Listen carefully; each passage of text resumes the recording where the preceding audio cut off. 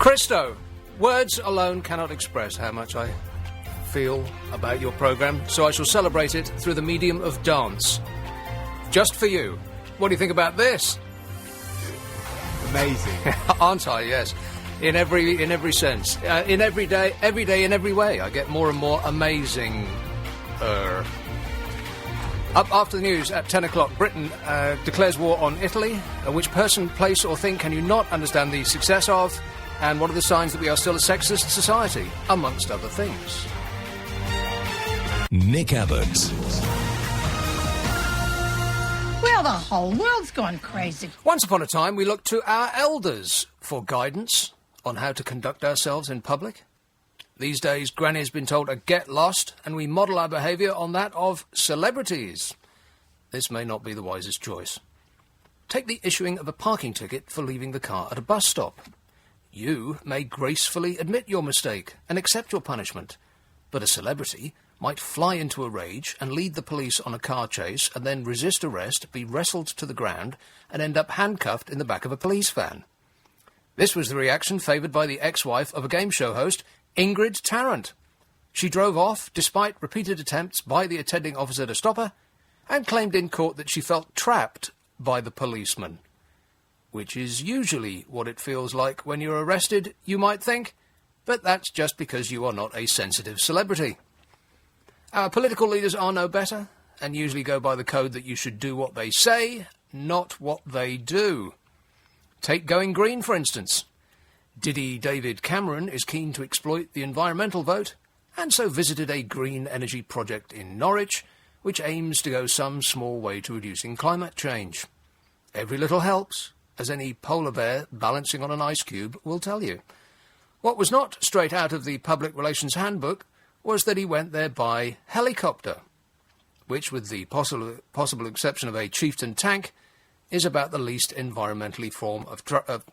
screwed it up, Chris. Can you believe that? Shall I start again? Just pretend you didn't hear that bit. I haven't screwed it up in a good long while. I'd tape these, if I were allowed. Where shall I start from? Does anybody even care? Well, go back to the poor old polar bear. Oh, the poor little polar bear. Every little helps, as any polar bear balancing on an ice cube will tell you. What was not straight out of the Public Relations Handbook... I'm talking about David Cameron going by helicopter. It seems like so long ago, I've forgotten what I was talking about. What was not straight out of the Public Relations Handbook was that he went there by helicopter, which, with the possible exception of a chieftain tank, is about the least environmentally friendly form of travel there is. He could have gone there by car and set fire to Norwich and caused less damage. But top marks for losing friends and irritating people goes to our own bouncing Boris Johnson, Bozo the Mayor. In an interview on television, which people were watching, he announced that his moonlighting for the Daily Telegraph was merely a relaxation, and that the £250,000 a year he gets for it was chicken feed. At which point his audience decided that this turkey was fully stuffed and should have his legs tied with string and cooked for 45 minutes at gas mark 6 with a red wine sauce, and hey presto, coq au vin, as the French would have it. Worth it? Definitely. Shut up. Now, the weird thing is that normally I have trouble because I've scrawled it, allegedly, on a piece of paper with my dreadful handwriting. Even I can't understand what it says. But this is typed, look, and it's typed in huge print so that even your granddad would be able to read it. That is shocking. What an idiot. And I can't read, and I wrote it. Maybe go back to handwriting next week. Yeah, I think you're right, yeah. Now, let's deal with the weather first. It's very, very poor. If you believe the old there seems to be something wrong with me.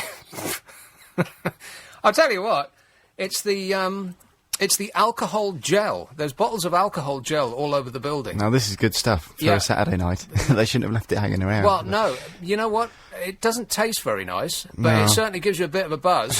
That explains a few things.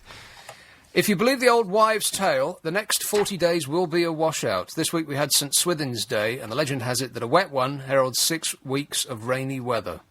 Was it just me, or does everything that I've said so far seem to border on a tongue twister? 6 weeks of rainy weather.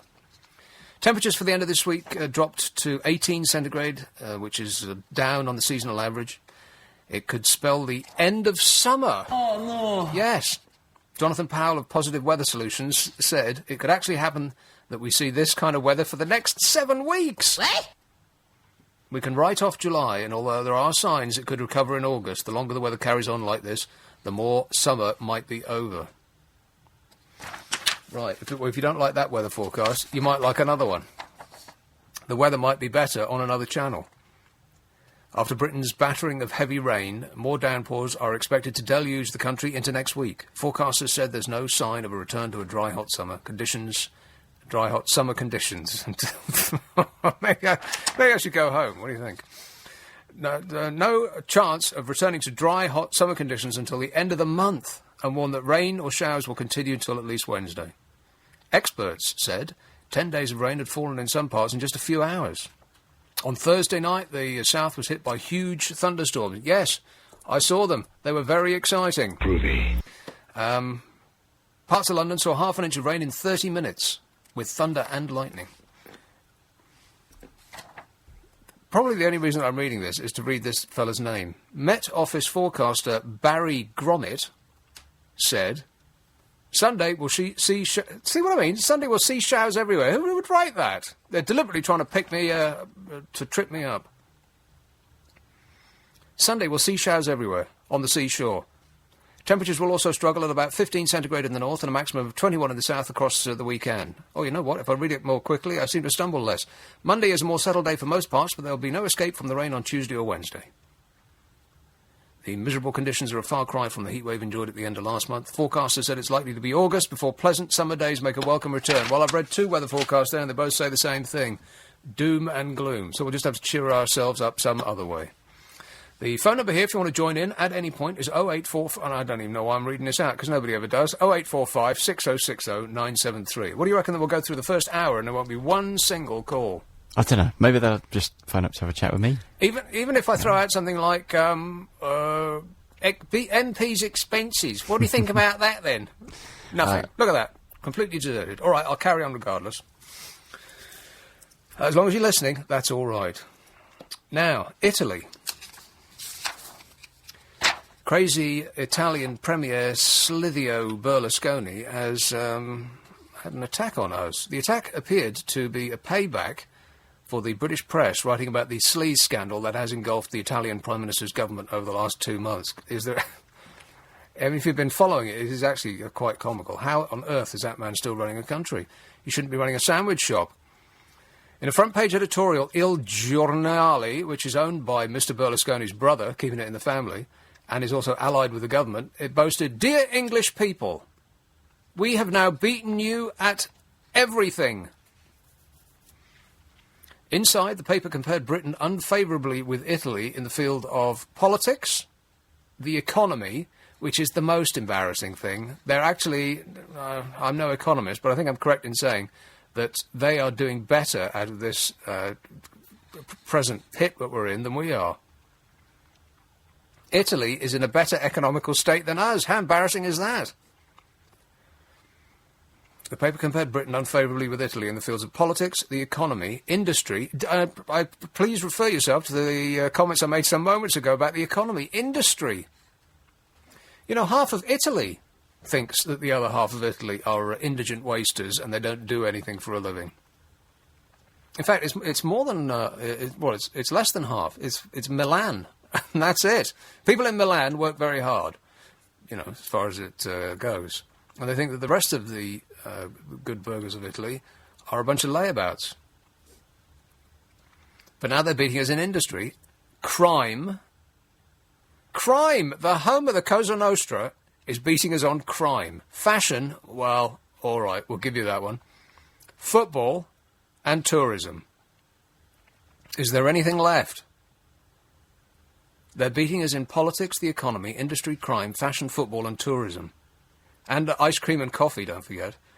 Great Britain is no longer great, ran a headline in large letters. What a bizarre thing for a newspaper to say. I mean, as though the Sun would... Well, I suppose they would, wouldn't they? Italy is rubbish. Hop off, you frogs. That sort of thing. Yeah, I guess that's exactly what they deal in. Great Britain is no longer great, ran a headline in large letters. It was once considered a beacon of politics, journalism, business and sport, but today it no longer dominates. Can you pick a hole in this? The paper reprinted the famous 96 cover of Newsweek magazine, which hailed London as the world's coolest city. And it's almost certainly the case that when you see something like that, it isn't the world's coolest city anymore. Just as if you see a politician proclaiming his love for a band of the moment, that band's moment has gone. Whatever happened to cool Britannia? Is the headline in Il Giornale. It reported that Gordon Brown's government is going through an unprecedented crisis as a result of the scandal over MP's expenses, and many voters want him to resign. Hands up who wants him to resign. Hands up who doesn't want him to resign. Overwhelming! The British industry was in terminal decline, the newspaper said, with the country losing all its most famous car brands, from Rolls-Royce to Rover. Is there a single brand of car that is actually British that you would see on the roads in any given day of walking around central London? I mean, there's a few exotique types, like Bristol is still British, and the only time I've ever seen a Bristol car is by driving past the Bristol showroom, which is just north of Earl's Court. I've never seen one on the road, have you? Nope. And they stand out a mile because they're not exactly very good looking, are they? No, I don't know the ones you mean. They're stop and stare ugly, so you would notice them, and I've never seen one. Is there another British car maker that's actually owned by Brits? Aston Martin's owned by someone else now, isn't it? Yeah. It's, is it Indian? Quite possibly, yeah. Nope, I've got nothing.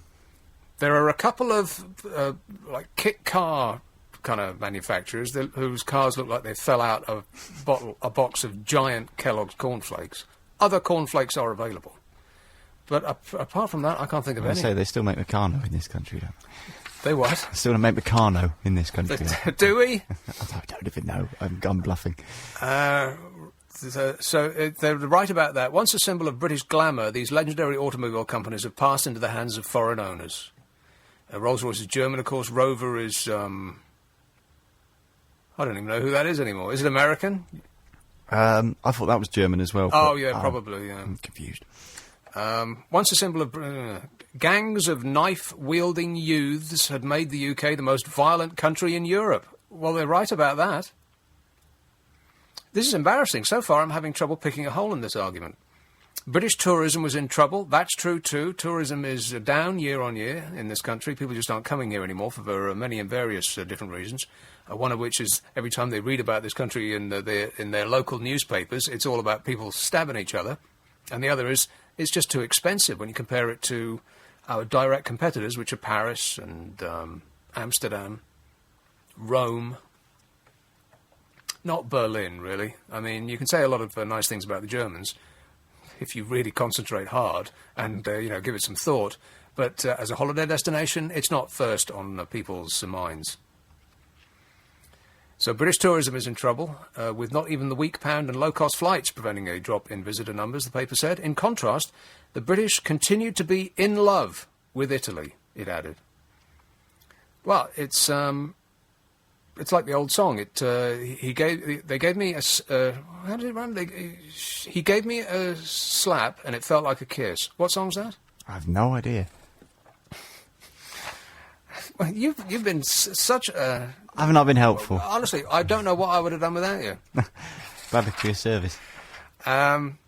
Yes, he gave me a slap and it felt like a kiss. One of those old songs. Rock and roll!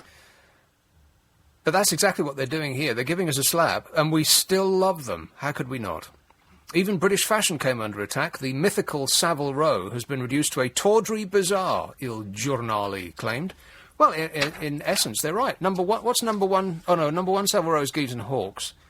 But right opposite Geeves and Hawkes, with the biggest property on that road, is Abercrombie and Fitch, selling cheap T-shirts at fantastic prices to middle-class kids whose parents are hanging around waiting for them outside because they can't bear that ungodly din which is going on inside. Talk about a racket. Oh, you get an instant headache just walking past that shop. That was nice. That's going to spook people listening in their cars, isn't it?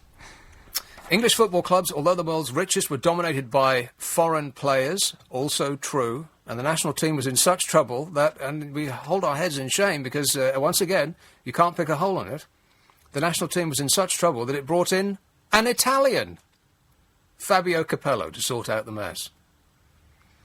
Mr. Berlusconi has accused foreign media, in particular British papers, of waging a vendetta against him in a league with Italy's left-wing opposition. Well, let's not have his paranoia cloud ourselves to the argument, which, I don't know. Is there anything that we do better than Italy? I'll throw that out to you, and or indeed any other country in Europe. Because I'm sure they're all picking on us. Give them half a chance and they'll all pick on us. So is there anything that we do that is better than anybody else? 0845 6060 973. I'll come back with that. I've also got sexism, John Travolta, Sky News readers, the lottery, Bruno, which I went to see this week, and various stories about Facebook. This is LBC. Fancy a free American hot pizza? Dying for... Nick Abbott. LBC 97.3. Call 0845 6060 973. Text 84850. I'm listening, dear. You can talk to me. I'm listening, Sue. You can talk to me. Oh, okay. Sue. Hi there. Hello, Sue. Now, you're sounding very negative tonight. Yes. Yes? Is that all you can say? Well, what do you want me to say? I'm sounding very negative? No, I'm not negative. I'm up and cheery and happy and positive. No, you're not. She said, negatively. Right. What do you want to start with? Right, we're failing as a nation? We're failing as a nation? Who said that? Well, yeah, I think you did, generally. No, Silvio Berlusconi did. Uh-huh. Well, what's he got to boast about? Well, all of the above. Yeah. They're beating us in tourism, football, fashion, crime. Make him better than... Did you... I just had to dump... did I just have to dump you, Sue? Yeah, I think I did, yeah. L Street. Hello, Josh. Hello there. Josh. I'd just like to say, amongst all this negativity, maybe, that I'm still happy. And, I don't know, the radio shows over here pretty good. When I go to Italy, can't understand a word of theirs, but I think they're better over here. That's a big up to you. Right, because it's in English, yeah. Well, and good people. No, okay, I won't try and compliment you. But yeah, just pretty. All you need is a smile on your face, and things look happier. Yes. Well, so far it's just pretty weak. I mean, we're under attack from the Italians, and so far we've had the typical British response actually. I don't know really. Come on, where's the metal? What are we better than the Italians at? There must be something. Olympics. We've got the Olympics. Yeah, and how many people would like to rid ourselves of that financial burden and give it to Italy? I think that looking at the trouble that we're in, they probably think that they're winning by not having the Olympics. True. They've beaten us on that too. Jumping up and down we were, and in Trafalgar Square they were leaping up and down. I remember the day well, and everyone said, "Great, we've got the Olympics." And I alone thought, "Oh no, we've got the Olympics." And it turns out that I was right. You're not looking forward to going and sitting and watching lose in our own country? I nor anyone else is listening. Any normal Londoner will not be going to the Olympics, and I'll tell you why. It's because all the tickets for everything that's interesting that people would actually want to go and see will be taken by politicians, business leaders, everybody at the BBC, all people who aren't essentially paying for their tickets. All the good tickets, they've gone already. anything that you would actually want to go and see is not available to ordinary people like you and me. Plus, even if you could get your hands on them, they would cost a fortune. So, if it were in much the same way as if it was in China, we'll watch it in the same way on TV. It actually doesn't make any difference that it's just down the road at all. Well, You know that's true. I'm definitely going to try and get my ticket. Okay, well, the best of luck with that, Josh. Cheers, Thank mate. you. Try and excite yourself up before you go, all right. Things that we are better than Italy at 0845 6060 973. There is also a list that I would like to construct. Now, this is something that I mentioned last week, and I don't believe that we got any, bizarrely, no response at all. And I said bizarrely because it's an opportunity to moan. What person, place, or thing can you not understand the success of? Now, I'm going to keep punting on this because I would like to construct a large list, and it's got to be the easiest thing in the world. You could even, it's a perfect opportunity for you to text and email if you don't want to call up and have a chat. And just before the news at 1 o'clock, before I say sayonara, I will read out the entire list and, by common consent, mention the one person, place, or thing that you cannot understand the success of most. Now, I know that's sort of garbled English, but it's the best way I could think of putting it. What person, place, or thing can you not understand the success of? 0845 6060 973. Here is South London. Hello, Barbara. Hello there. Barbara. Just a quickie. What we're good at, Yes. better than anybody else, Oh, yes. is laughing at ourselves.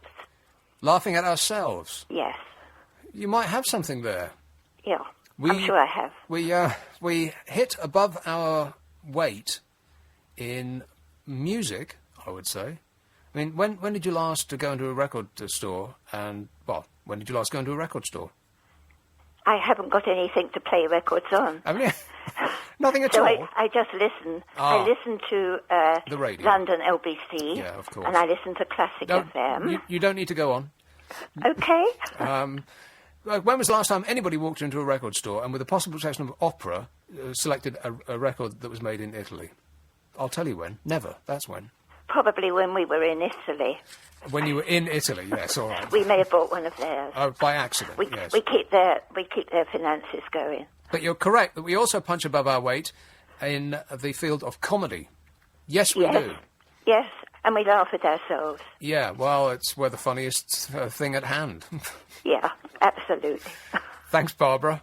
Okay then. Ta-ta. Bye, Nick. 0845 6060 973. Elstree. Josh. Oh, Josh?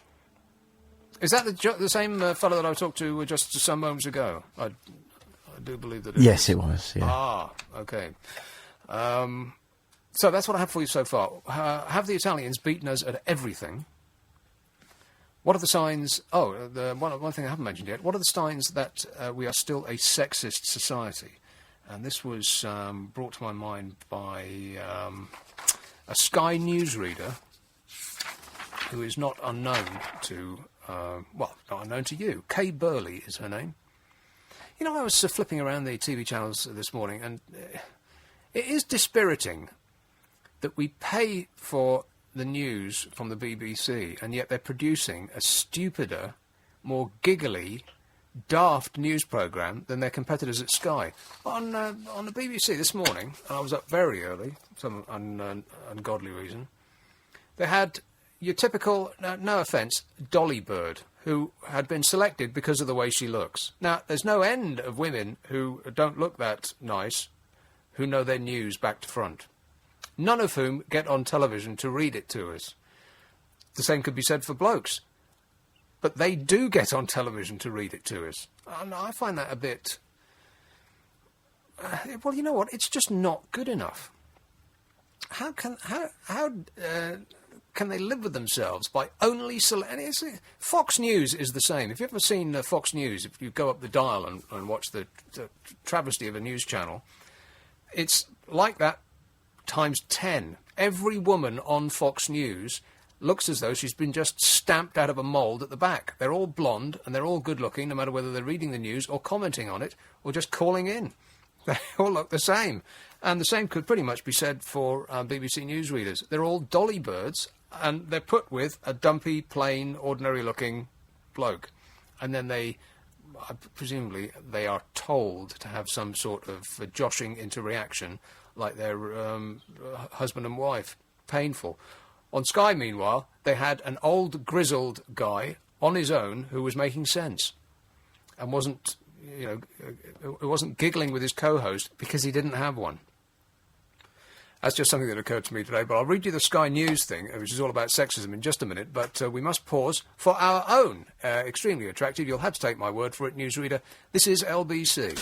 This is LBC 97.3. Everything is going extremely well. Not if you believe Slithio Berlusconi, it ain't. Harrow, Tony. Hello, how are you? I'm very well, thanks. Well, I think one thing Mr. Berlusconi hasn't got a dream of beating us at, and that's making good beer. Well, now, it depends what you mean. Do you mean lager or ale? No, lager's not beer. I mean beer, ale.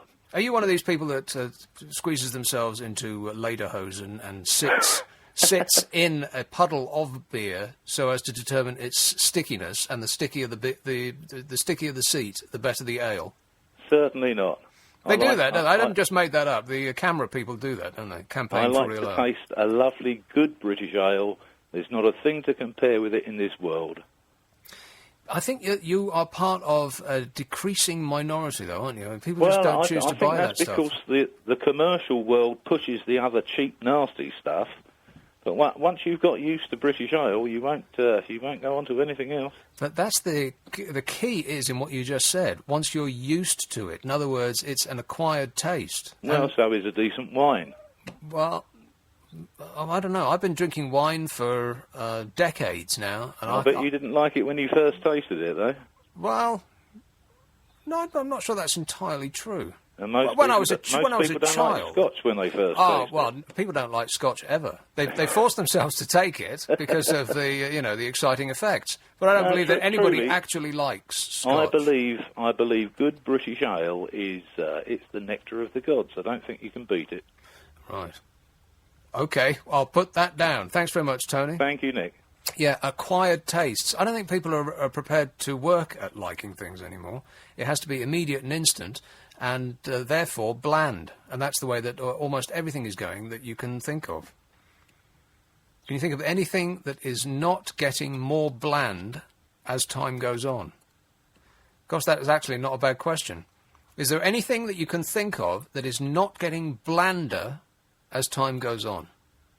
Blander, and therefore, now, dumbed down is a phrase that we hear a lot, and I came up with my own theory a little while ago, and dumbed down is not the correct phrase. It is actually that we're becoming more infantile in every respect. And what do infants want? They want bland. You do not find on the infant's aisle in the supermarket chicken korma baby food, do you? It's like apple and custard mush. Stuff that doesn't taste very much, and that's what we all want. Look at the high street, wall to wall with things that sell bland coffee and bland pizzas and bland burgers and bland milkshakes, and it's all bland because we're turning into babies. Very slowly, it's actually true. We're not dumbing down; we're becoming more infantile, and in that respect, I think that the real ale people. Well, I mean, it already seems like something of an anachronism, doesn't it? Something of John Major's, warm beer and cricket on the green and all of that stuff. It's part of ye olde England. I believe that they do sell it in England land at the Epcot Centre in Disney World. Here is Ashford. Hello, Louise. Hello, Nick. Louise. Right, I was driving home from work. I've just pulled over and I heard you talking about people that are successful, but they shouldn't be, or you can't understand why they're successful. What person, place, or thing can you not understand the success of? I've got a person. Go on. Tracy Emin, the artist. Have you ever... I mean, what... Go on. What is it about the unmade beds? How is it she's made all this money? I saw the summer exhibition at the Royal Academy just the other day. Have you been? No. You stand in a room, and a room of very expensive pictures, and the most expensive picture in that room is one of Tracy Emin's, and it cost. You know what? I can't even remember how much it cost, but I was staggered by the amount. It was something of the order. It was 6 figures anyway. It was a gigantic amount, and you looked at it and you thought, well, a child of 2 could have done that. In fact, it looks as though a child of 2 just crawled across the canvas. I can't get my head around it. On the other hand, I looked at it for a while and I thought, actually, you know what? It's quite disturbing and affecting. And then well, I know you're not going to like this. And then I looked around the room and there was all sorts of famous names on the walls, modern artistic geniuses. And I thought, you know what? The only painting in this room that has actually sort of reached out and grabbed me by my... not eyeballs, really, because it wasn't very dramatic to look at, but it sort of grabs you by your innards, was Tracy Emin. And I speak as someone who, like you, had never been able to stand the woman. I just can't understand how that is art and how she's made so much money. I can't get my head around it. Tracy Emin. I don't think I ever will. I think that she will forever be associated in the public's mind with the unmade bed, and nothing that she ever does, or she ever has done, or will do, is going to dislodge that image from our minds. She will always be the bag with the bed. Yeah, I mean, I should try. You know, they want to see my bed in the morning and give me some money. I don't mind. But the difference is, Louise, you don't call yourself an artist. Yeah, well... Maybe I should start from now, shall I? The artist, Louise. Right. And by this time next year, you'll be a millionaire. I hope so. It's that simple.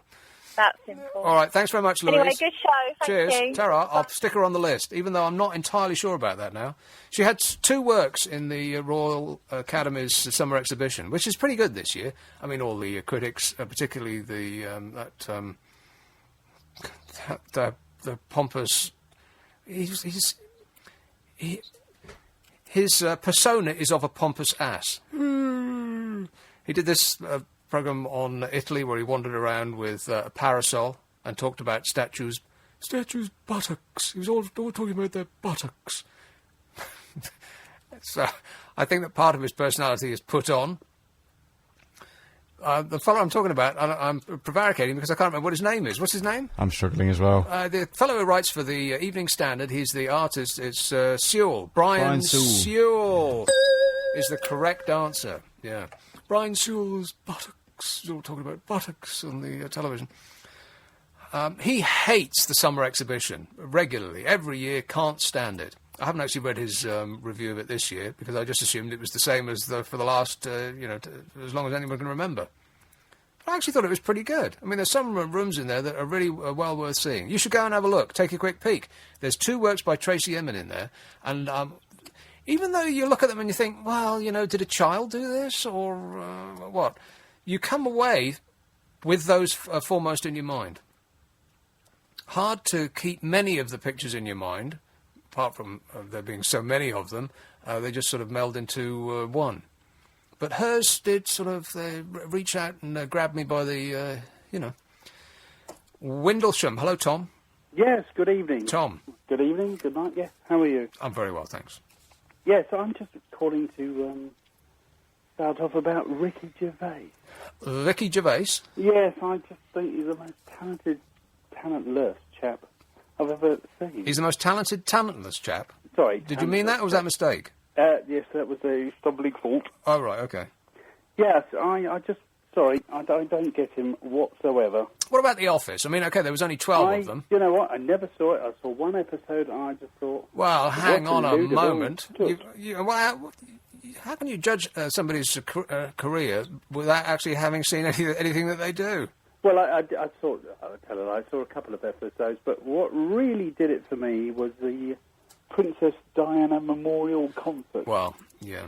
When he walked on stage to an enormous audience that anybody would love, and then just went, right, okay then. And died horribly. Yeah, and then let's go, Well, in his defence, there was a lot of things working against him. First of all, it was a music concert, and to follow... I can't remember who he followed. It was on before him. It doesn't really make any difference. A musical act. Well, I mean, moving, just sideways from that. The other blatant funny thing about that whole concert was the chap from Supertramp. I don't know if people remember it, but talk about out of tune. Anyway, sorry, I digress. Yeah, but Ricky I don't Gervais, even remember Supertramp were there. Yeah, it's the chap from Supertramp playing the keyboard, and he just went. That's one of my favourite Supertramp records. That one. I know, it just went completely out of tune. But Right. Ricky No Gervais idea. then, got married last weekend, and I hadn't prepared a speech, as you do, and I stood up for 10 minutes. Okay, it was in front of 80 people, but even I managed to fill it for 10 minutes without going. You filled for 10 minutes without notes. Yeah, it was a bit like school. I was just winging it. That's not Unfortunately, by very. that time, That's not very advisable. Even at a wedding, when everybody is happily refreshed, winging it for 10 minutes. Well, yes, suddenly they put a microphone in my hand, and that was it. I was off. Right. Darth Vader question. Well, I've got another list. Johnny Vegas, Kerry Katona, most of the cast of Coronation Street. Somebody sounds like Anthony they're Worrell throwing Thompson. up in the background. Sorry, it's the other half. All right, you're going too fast. I'll question some of these, but I'll write them all down, okay? And that goes for everybody. I reserve the right to question you, but I will write them down and construct a big list. So, Johnny Vegas. Yes. I mean, I could have a career being pissed. I think we all could, really, but there we are. Go on. All right, do you want to speak, or is it me? No. Sorry. Go ahead, Tom. Give us a couple of names. Johnny Vegas, Kerry Katona, always everybody's favourite. She's the Iceland woman, right? Yes. I get them very much. It's like I said to Christo earlier on. I've turned into my dad. I don't know who anybody is anymore. No, well, having the youngster, we tend to watch the TV and suddenly adverts come on, and it's lovely food for a pound. That woman again. All right, I'll give you those. Johnny Vegas and Kerry Katona. Well done, that man. Thanks, Tom. 0845 6060 973. It's a list I shall construct over the next hour and a quarter, 2 hours and a quarter. What person, place, or thing can you not understand the success of? And as I said, I will question you as necessary, and I might raise a finger of complaint, but I will write them down. 0845 6060 973. Got a lot of texts and emails already. You can text 8485. Blimey, that's a huge amount already. I'm getting behind, Chris, and it's all your fault. Oh, sorry. You can text 84850, email nick.abbott@lbc.co.uk. This one says, can't understand the success of Facebook. Who wants to know the minutiae of everyone's lives? Sounds like somebody who listened to my show last week. Last week, I spent about, on a 3-hour show, I spent about 4 hours moaning about Facebook. On and on and on I went. And people who don't even have a computer were saying, stop talking about this, we have no idea what you're on about. We were having a great time, though. Oh, There were people impersonating you. And you know what? I took my blood pressure when I went home. Because I've got a machine at home that takes your blood pressure. Are you sure that's a good idea? No. No. It was, I'm amazed I didn't die on the air. After half an hour of travelling home, it was something like it was getting on for 170 over 103. Is that bad? That's not bad, that's dead. So what it must have been like while I was actually on the air, get me a doctor. Myself and my husband were trying... Call 0845 6060 973. Text 84850. When do I have a complaint? Yeah. Here is Queen's Park. Hello, William. Good evening, Nick. William. Yeah, I can deal with several things at once here. Not at once. One after the other. Yeah. That's what I meant. Let's try it that way. Yeah. Now, I'll remember that for the future. Now, first of all, what do we produce in this country? We, as against the Italians. Yes. Well, I'm going to go right to the heart of the Italians now. We produce better ice cream. What? Ice cream? Was that you just then? Yes. You've got to be kidding me. We do No, I'm not not kidding produce better ice cream than the Italians. Exactly, we do, certainly. We do not produce We better do. ice cream. Okay, prove it. Now, What, it depends what you mean. By eating one now? Or Yes. How do I... I want you to eat. I want you to get some Italian ice cream from Italy and compare and contrast to some British ice cream.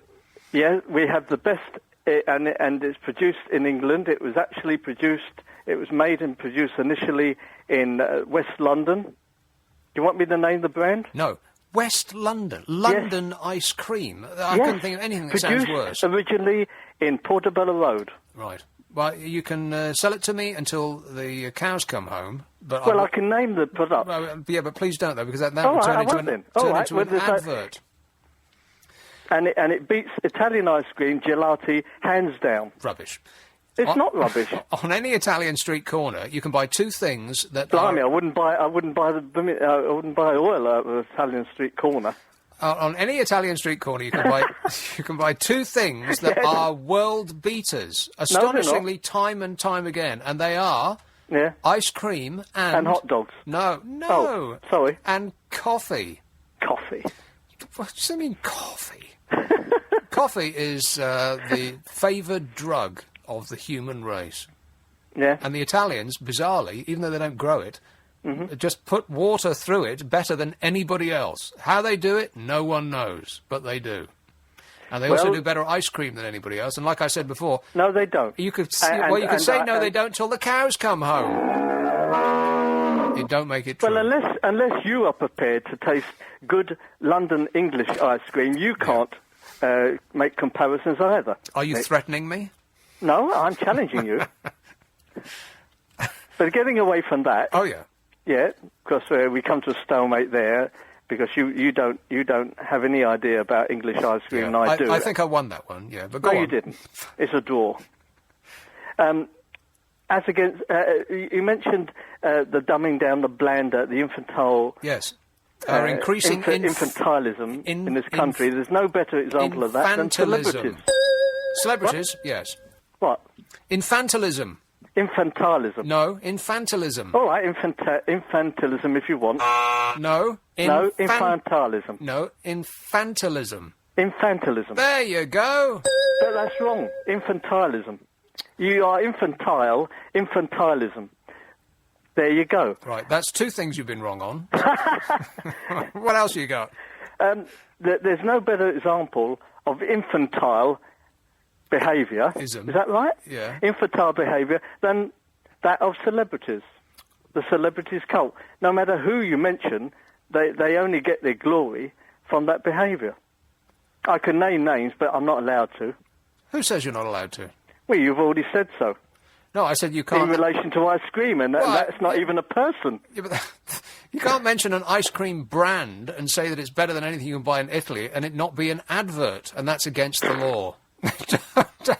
Don't flap your lips at me like a horse. What?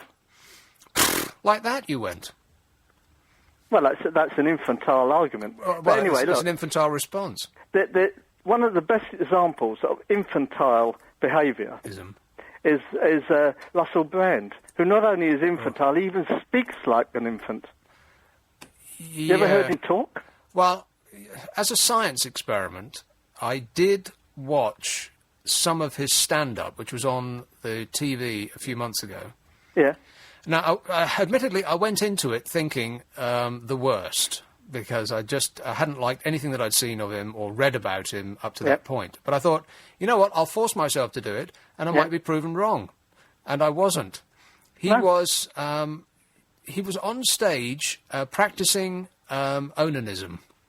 Oh, yeah. And I thought, well, he'll get off it in a minute and talk about something else. 5 minutes, it seemed like a year later, he was still up there doing it. Yeah. And they panned across the audience, and everybody that they showed in the audience was recoiling. And they were tittering, but with embarrassment. That it was that sort of up in at the top of the mouth laughter rather than belly laughter. And there's a big difference. It's embarrassing laughter compared to actual I find this funny laughter. Well, he was really practicing what he knows best. Yes. You might. I think you should end on a win there, William. Good man. End on a high note. Exactly. Thanks very much. Ta-da. Bye. See you later. I couldn't agree with him less on almost everything that he said, apart from that last bit. Here is Watford. Hello, Stephen. Hi, Nick. Good Stephen. Evening. Something that Britain is better than Italy at producing is eccentrics, like Vivienne West and Prince Charles, I'd like to add. And places or things that I think I can't understand the excess of the success of is out-of-town multiplex cinemas. You know, the warehouses where you have to drive to, and very bland again, and all the sort of the lovely little cinemas that used to be in the town centres have all gone. Well, now, when you say lovely, they may have looked good from the outside, Yeah, some of the Art yeah. Deco ones, but once Yeah. you got inside, the loveliness ceased. Yeah, sure. Not all of them were lovely inside as well as outside, but I there do were a prefer lot. the multiplex cinemas. I went to see Bruno in one such place just this last week, and the good thing about them is they're raked far more than old cinemas used to be. In an old cinema, you could barely see over the head of the person that was in front of you. It stank of feet. Yeah, I know they needed a lot of work doing to them, but there were a lot of really beautiful cinemas which have just been bulldozed, and it's sort of the bland Americanized sort of culture which I'm not too comfortable with. And they're all showing bland American movies by and large. Yeah, you're right. Could I add to the go on. person that I can't understand the success of? Could I add Silvio Berlusconi? All right, he's on the list. All right, cheers. Thank you. 0845. 0845. How can I not remember that? 0845. What is it? Sorry? 0845. 6060973. I knew that. 0845 6060 973. Silvio Berlusconi. What person, place, or thing can you not understand the success of? A little while ago I was talking about sexism. I'll throw that into the mix. In fact, I'll do that after the news at 11 o'clock, because it's coming... is that an hour already? Where does the time go? I'd like to talk about Facebook as well. Please disregard everything I said last week about Facebook. I didn't know what I was talking about, and I was speaking out of turn. Mind you, you could say that about every single thing I ever say on the air. Here is Gravesend, Audrey. Hello, Nick. Audrey. I'd like to. You can get your own back on Italy by sending Russell Brand to them. Okay, I'm not sure that's actually feasible, but Well, you know, you say you can't somebody you can't understand the success of. Yeah. I just, it's beyond me how anybody would even pay him as a comedian. And I thought, well, send him to Italy, let them have him. You know, that'll keep them quiet for a while. And something, well, I think is English is fish and chips. They can't beat us at that, can they? Yeah, but British institution. I but know they it's not don't. very exciting. But they don't try, though, do they? I mean, that's the thing. They're not in competition with us for fish and chips. Oh, they do. There's fish and chip shops in this country run by Italian people, but it's that's nowhere. true, yeah. It's not good. And Well, that's unfair. Italians who run fish and chip shops in this country aren't good. They're not. They don't. They haven't got the gist of it. They can't do it as well as the English people. The same as Chinese fish and chip shops. It's never the same, to me anyway. Right. And we have egg and bacon for our breakfast, which is nice, which is typically English. It's not very exciting, I know, but the most exciting thing is to get rid of Russell Brand. Okay. Okay, that'll upset him. Thanks, Audrey. Thank you. 0845 6060 973. And all the things that you mentioned there, food-wise, that we do, that she said that we do better, all bland. Fish and chips, quite bland. I mean, they take the blandest fish there is, cod or haddock, and then they dip it in bland batter, and they fry it, and they produce the blandest vegetable to go with it. It's like baby food. I mean, it's yummy, but it's not really a challenge to the taste buds, is it? What was the other thing she said? Oh, egg and bacon in the morning, also quite bland. We do like bland. We are. I think the increasing infantilism, and despite what that previous bloke said, I am convinced that's how you pronounce it. Of this country is actually what's happening. It's not dumbing down. We're becoming infantile. You know, like babies. So this is going quite well so far. I've got a list. I need many more additions to it before I read it out in full in a couple of hours' time. What person, place or thing can you not understand the success of? And what do we do better than Italy? Because it seems like we have been, well, I was going to say undeservedly criticised by Silvio Berlusconi, but you know what? He has a point on many of the things that he said. If you weren't listening earlier on, the newspaper Il Giornale owned by Mr. Berlusconi's brother and allied with the government, said, "Dear English people, we've now beaten you at everything." And then they listed some of the things that they're beating us, that Britain compares unfavourably with Italy in. Politics, the economy, industry, crime, fashion, football and tourism. Politics, sport, and so on. So we're going to have to fight back one way or another, and this could be one of the ways in which to do it. 0845 6060 973. What are we better than Italy at? Get all the latest news from the world of trees.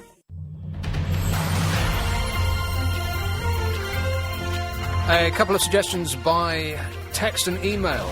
I can't understand the success of Hollow Willow Booby. What's that mean? Holly Willoughby. Who's new that? presenter of This Morning. The new presenter of This Morning? That's right. Who's the old presenter? Fern Britton. I'm not even used to her yet. They're going too fast.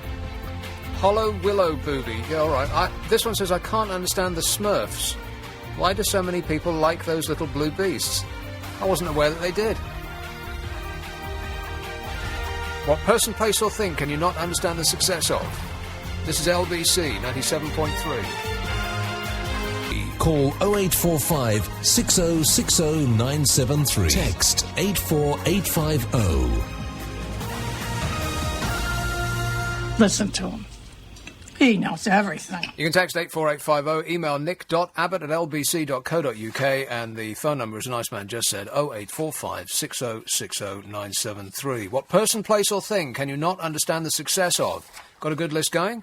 We need many more, and by common consent I will read the name of the person, place or thing that we least can understand the success of just before the news at 1 o'clock. Now, I was talking about the Sky News reader Kay Burley, and this is the story about her that appeared this week. She branded a sports reporter colleague staggeringly sexist during an astonishing live on-air spat today.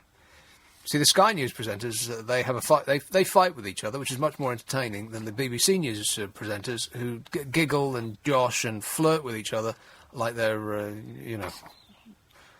like they're actually husband and wife. Painful.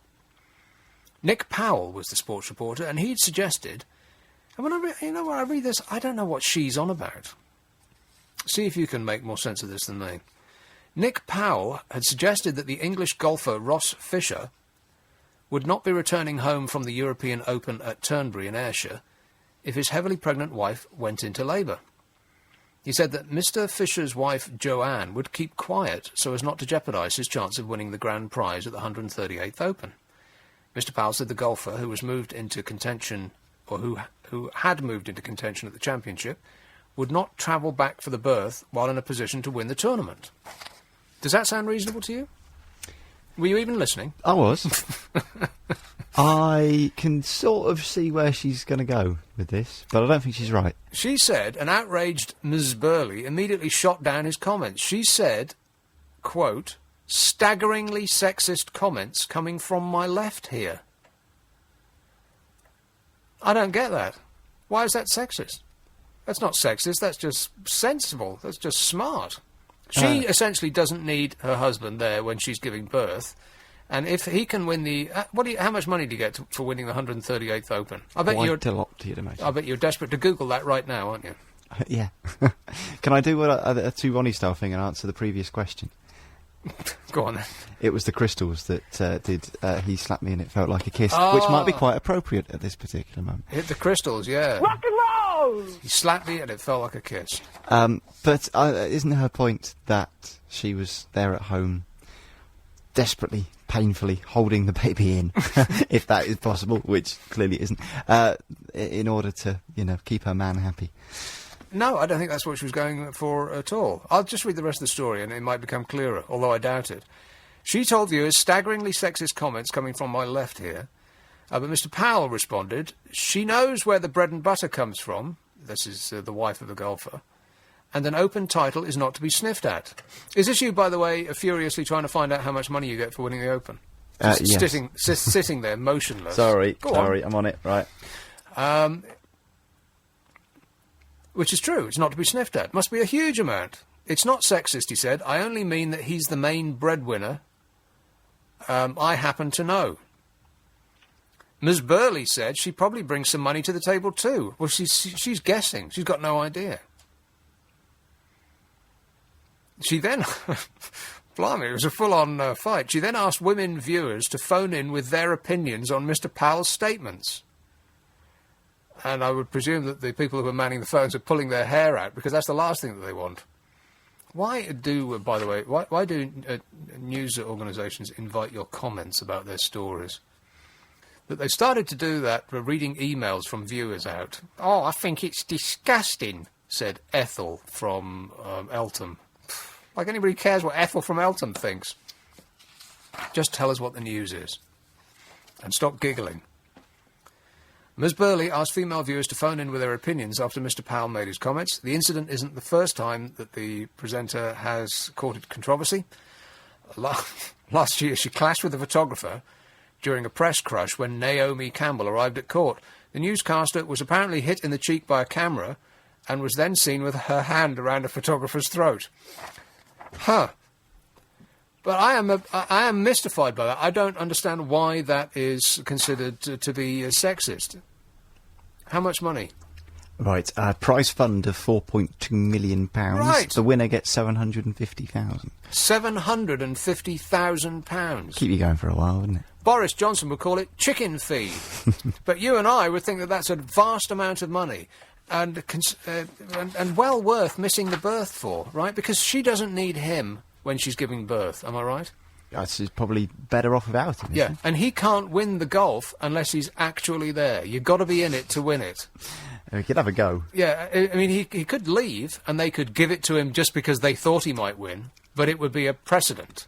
Or he could try putting down a par 400 back from the hospital.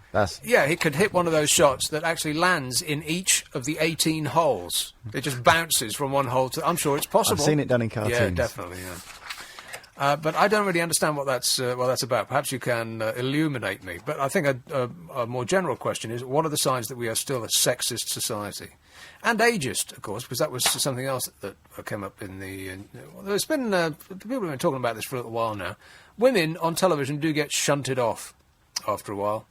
I mean, the only old dear that I can think of on TV these days is the self-styled quiz bitch. What's her name again? The woman who dresses like a Nazi stormtrooper, you know, on that silly quiz show. Her. She's the only old dear I can think of on television. There's loads of old blokes, doddering old fellas with, just put their teeth in to appear on screen. Old women, not so much. And I think that this is a disease that we've caught from America. If you go to America and you watch the news over there, it will be well, it's exactly what we've got here now. Some dumpy middle-aged geezer with a blonde dolly bird sitting on his left. And that's exactly how it is now. But weirdly, it's not how it is on Sky News, and you think that would be the dumber of the two news organisations, but that is what it is like on BBC News. Very weird. The one that we pay for. Odd. Right, person, place or thing that you cannot understand the success of. By text, I can't understand the success of Lily Allen. Yeah, I have no complaints about that one. I'll stick that straight on the list. Nick, I can't understand the success of Lee Evans and Harry Hill as comedians and Peter Mandelson at getting well-paid jobs for which he does not seem to do, which he does not seem to have to do any work. Perhaps he's a comedian. Well, he hasn't made us laugh yet. All right, Peter Mandelson, I'll stick him on the list as well. Tremendously, you just cannot keep that man down. No matter how many times he resigns, he just keeps popping back up. Oh, we got some news about cars, by the way, cars that we still do make in this country. Rover is no more. It went bankrupt in 2005. But TVR and Morgan are still made in Britain. TVR? I thought that TVR was that company that was bought by the Russian teenager. And they had this big showroom on that roundabout in Hammersmith, whatever that's called, the Hogarth roundabout. And it is no more. I think they had those shiny purple cars in there for about a month. And you thought, oh, they'll do well. That bloke must have all the money in the world, being an oligarch. And then it just disappeared. Am I thinking of TVR or is that somebody else? Morgan, still made in Britain. Right. I'll take your word for that. Lotus, they're still going strong-ish, says that text, yes. And Caterham 7 is still British and great fun, yeah, as long as it's dry, right? Do they come with roofs? Many suggestions about what we are better than Italy at, and I'll come to those in just a moment. Nick, do you remember the hottest summer in... Oh, yeah, I do. Do you remember the hottest summer in years being promised? Yes. All of those experts, by the way, who are telling us what it's going to be like over the course of the next 7 days, had promised us until they were blue in the face that we were going to have the most fantastic summer in history. And now we're blue in the hands. It's bloomin' freezing outside. Fulham. Hello, Mustafa. Hello. Well, thank you for... thank you. Well, I'm really, because I'm first-time caller. No because kidding. I'm always listening to, but I can't understand for this question. There are a lot to mention. For me, I can see a lot of things about English better than Italians or any European country. Like we here in England, first of all, is the tolerance. English are very tolerant than any other country. Well, I would say in the whole world. Maybe, but tolerance only goes so far before it starts to become a bad thing, because tolerance is actually putting up with something that you don't like. Isn't I it? agree with you on that. Yeah. So after a while, you'd think that the country should take a stand at whatever it is that you're tolerating and say, you know what? Because you could go into a pub and someone could punch you in the mouth and you could tolerate it. Doesn't mean to say it's a good thing. Sure, good point. Yeah. Well, also we have London here. There's no other London in this whole world. So, you're right about that. There is no capital city in the world that's called London. Yes. Yeah, and it's a great city, business place where you can the whole world come to this city to do their business. Not anymore. So, they do.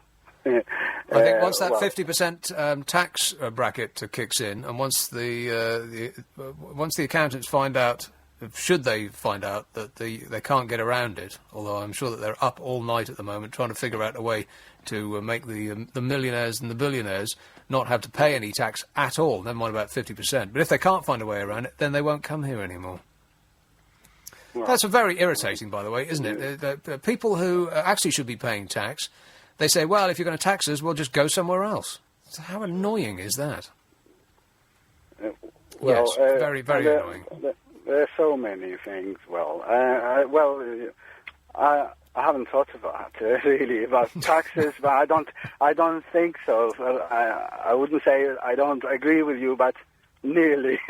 So because I can see a lot of businessmen coming to London. Yeah, but you know what? If they, the similar situation is footballers. I mean, we've had no end of foreign footballers come in and, ruin or enliven the national game, however you want to look at it. But now, if they go to Spain and they if they want to earn, say, €2 million euros a year, then the Spanish club has to pay I can't remember what the exact figures are, so I'll just make it up. Has to pay them something like €3.5 million for them to take home $2 million. In this country, because of the extra tax and the 50% bracket and the this, that and the other and the exchange rate for the euro and so on, they have to pay like double that. And so people will start to, I think we'll start to see a talent drain of people going in the other direction, because they will be coming here because we have the richest league in the world. But I think that the tide will reverse, and in much the same way, it will. The big business and industry will reverse. They'll start going somewhere else for tax breaks. They essentially, it does become dispiriting when you realise that the only dopes who pay tax are you and me, who can afford it least. People who don't do anything, who sit there and smoke dope and drink Stella and watch Trisha all day, they don't pay any tax. And the billionaires who bought Mayfair, they don't pay any tax either. And furthermore, they tell the government that if you insist that we do, we won't play your game anymore and we'll go somewhere else, holding us to ransom. How irritating is that? Here is South Norwood. Tony. Hey, Tony, I took you and I didn't look at the clock. Can I come back to you in a moment? Yeah. Good man. This is LBC. If you haven't already seen the stunning Volvo C30... Back with you, Tony. Oh, Tony. Tony. Hi. Tony. Can you hear me? I can, loud and clear. Right. Harriet Harman. Harriet Harman. I do not understand how I she's see. become so prominent. I sort of hesitate to use the word successful. Because she's just, I mean, if you think about it, she never ever says anything that cheers anyone up. Are you exercising? I was lying on my sofa. I've now sat up. Oh, boy, that seemed like quite an effort on your part. Maybe you want to have a salad every now and again. It's not the salads, it's the amount of salads. Ah. Yeah. And, you know, she's joyless, she's humorless, she makes... I mean, if you're a Labour spin doctor, she must be the bane of your life. You know, when she comes out with things like the court of public opinion. Yes. And then completely ignores public opinion. Yeah. And I just don't get it. I mean, she doesn't appear to be very bright, even though she's a lawyer. And it just amazes me that she's got as far as she has. I've talked to many lawyers, and none of them seem to be that bright. Just venal. Venal, mean and cruel. Not bright. That's how you get on as a lawyer. Yeah, exactly. Yeah. I used to work for a firm of lawyers for 5 years, and it is a bit like that. Swimming with sharks. Yes. But I just do not get Harriet Harman at all, and I've never understood how. I mean, all right, there's loads of politicians that aren't all that, but she seems to be the one that's the most prominent, that seems to have the least talent. I'll stick it on the list. Thank you. Good man. Oh, can I make a quick point about beer? Yes.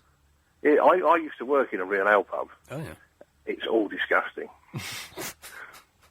Every last drop of it. I'd much rather have a nice ice-cold Prosecco any day of the week. Prosecco? Italian sparkling wine, nicer than champagne. Oh, you have got to be kidding me. That stuff's vile. I like it. I wouldn't take the paint off the garden gate with Prosecco. I wouldn't put a fire out with British beer. Now, you worked in a real ale pub. Now, I'm going to ask you a question, Tony, and you don't have to be truthful. Yeah. Because I worked in a pub for about 5 years. I did it for about a year. Right. And one of the duties at the end of the evening, I actually refused to do it myself, but I couldn't help but lend a hand. You're pouring it back in the barrel? Yeah, lend a hand to the collect. You see, you're way ahead of me. Yeah, no, we didn't do that. You didn't? No, he didn't. He had he did used to collect it so that he could work out something about spillage. Because you had to fill this bucket up, then you poured it in the sink, poured it away, but you had to make a mark because there's something about the amount of duty paid or something. I wasn't really too. But no, he had a very good reputation for this muck that he was serving, right. And to all the strange people in the bar around the back, sort of thing. Because that's the beauty of ale, and I'll describe briefly what happened in where I worked, and I would guess that it's not an uncommon occurrence, is that at the end of the evening they will go around, and you've seen it yourself, you leave a pub and you're the last one out, and the tables are full of half-drunk final pints, because it'll be a manly thing, and everyone's getting in their round, and everyone, and a group of lads will always get in one drink too many, right? You can't drink the whole thing, so you put a half-drunk glass down on the table, and what happens to that, you think? Oh, well, the publican clears it all up and pours it down the sink, and everything is clean, decent, honest and true. No. They put it all, and by all I mean they don't differentiate between one beer or lager or another. The only thing they don't add is cider, which is good advice. Next time you go into a pub, you might want to consider ordering a pint of cider. They put it in a bucket and take the bucket into the cellar with a funnel. And they then insert the funnel into the barrel of the cheapest ale in the house and stick it in it. Oh, no. Yes. And the reason being that that stuff tastes so awful, who can tell the difference? Oh, he's gone. He was so appalled that he actually left. Either that or he passed out on the sofa trying to uncross his legs or something of that order. 0845 6060 973. All right, Harriet Harman is on the list of what person, place or thing can you not understand the success of. Text 84850, email nick.abbott@lbc.co.uk. Undeserved success by email, Jodie Marsh. All she ever does is get drunk, wears nothing, gets her boobs out, and she's always in the newspapers and on TV. What a good role model for children. All right, Jodie Marsh on the list. How could I refuse? Totally overrated is Jimmy Carr. Jimmy Carr. You see, what passes for comedy in this country, I just don't get. And Jimmy Carr has got to be absolutely up there with it. Jimmy Carr, he's the guy with the teeth and the exaggerated campery, right? That's right. Do you find... Not at all. Not at all. I don't know anybody who does. Drives me crazy. Yeah, like insane. Like you want to pick your TV up and throw it out the window when he's on. Just cracker jokes, aren't they? Repeated over and over again, delivered in the most dry manner you can imagine. I'm not sure they're even jokes. It seems to be the way that if you want to be funny in this country, you have to say things like that, and just the very method of saying things like this makes anything you say funny. It doesn't. Stop laughing. It does for a limited amount of time, but after a while, a couple of seconds, it gets grating, right? Not everything that you say in a ludicrously camp accent is funny. It just isn't.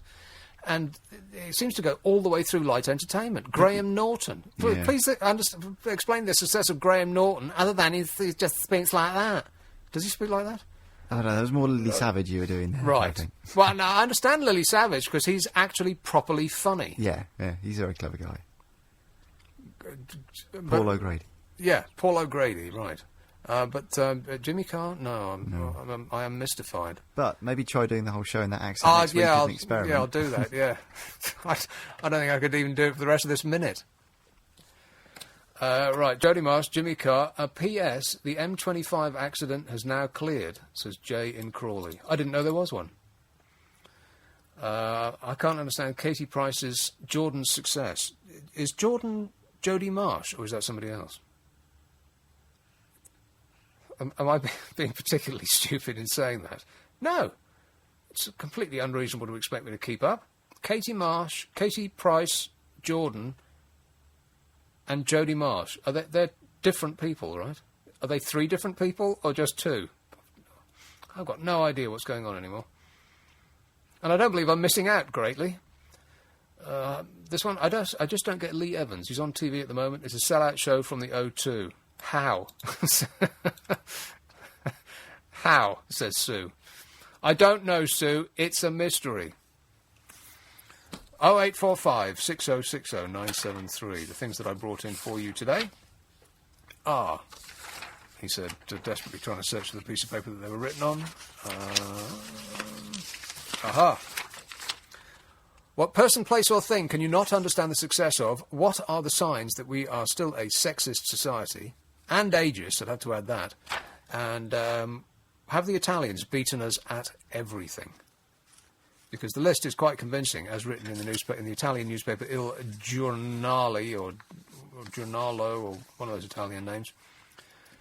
It was quite dispiriting, actually, that they seem to have us beat at everything. At some point this evening, I'd like to talk about Facebook. Let me know when it's a good time to do that, because everything that I said about Facebook last week is completely wrong. It might actually be the most addictive thing I've ever tried. Groovy. No, it's not groovy. It's actually awful. I'm now in competition with people who are pretending to be me as to who can amass the largest number of fans or friends or whatever you call it. I've actually become completely hooked. First thing in the morning, I can't believe I'm even saying this out loud. First thing in the morning, I'll log on to see how many friends I've got. Not many. Oasis have something like 800,000 friends. I've got 6. And if you run your own page, as opposed to... No, this all gets very complicated. But if you run essentially a site that's a business, like Coca-Cola's got one, and every brand name that you can think of has got one, then you can become fans of that business or... I hesitate to use the word celebrity, but I can't think of anything other. Person in the media, and you can become a fan of those people. You can also, if you run that page, see how you've been doing, because they give you graphs on a daily basis of page hits and people that have commented and this, that and the other. I've actually started to become not concerned, but fascinated by it all. So everything that I said last week, please disregard completely. Although it is still dangerous, as a man who had invited people to his 30th birthday party on Facebook found out. Police raided a 30th birthday barbecue because they thought the organiser, who had invited his friends via Facebook, was staging a rave. The coach driver had invited 17 guests to, hardly a rave, 17 guests to an event on his social networking page by private invitation, and was about to light the barbecue when the gazebo suddenly started flapping wildly and the sound of helicopter blades filled the air. A police chopper circled the field several times before 4 police cars and a riot van stormed into the field in the small village near Soughton in Devon.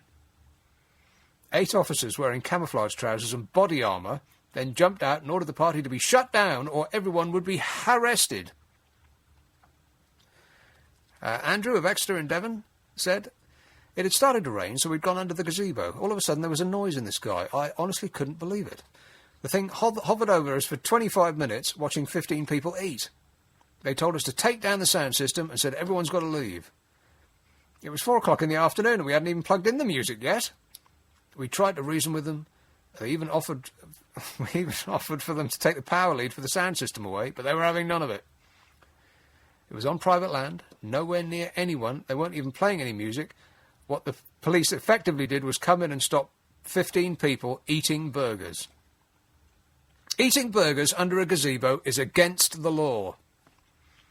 He'd spent 800 quid for the hire of a generator, marquee and food. Guests arrived at 3, but soon after the police helicopter generated a huge cloud of dust and covered his barbecue in debris. I love the taste of debris in the afternoon. The police had full-on camouflage trousers and body armour. It was ridiculous, he said. There were several plainclothes officers as well. Plainclothes officers to mingle unnoticed in a crowd of 17. So there it is, Facebook parties. Very dangerous. This is LBC 97.3. I was working for... Hey, how are you? I'm doing super, thanks for asking. What person, place or thing can you not understand the success of? What are the signs that we are still a sexist and ageist society? I'd have to stick ageist in there as well. And have the Italians beaten us at everything? There was another story about Facebook that is slightly concerning. A novice nun is suing her ex-boyfriend in Italy after he uploaded pictures of her naked on Facebook. The 31-year-old woman who lives in Turin says she was devastated when she saw the pictures taken in summer 2006 during a holiday in Sicily on the social networking site. The man who said that he wanted to stop her becoming a nun has refused to remove the pictures despite the woman's requests. Now, a lawyer called Anna has taken legal action and said, "My client doesn't want money. She only wants that he respects her decision to become a nun." Large numbers of Italians, meanwhile, have logged on to see pictures, leaving comments like, "If all the nuns are like that, I want to become a priest." Wallington. Hello? Joan. Yes, Nick. I was going to say something about something that you just said, and I've forgotten what it was. What were those 2 things you came out with just after the news? Kay Burley, the sexist... No, before that. Well, I'll forget that because I've forgotten it. Facebook. No. The man with the barbecue and the police. Well, yeah, I mean, actually, that and the sexist woman. Yeah. So I'll start with the police. Please, because I am a bit worried about the invention of law that we seem to be having with the police.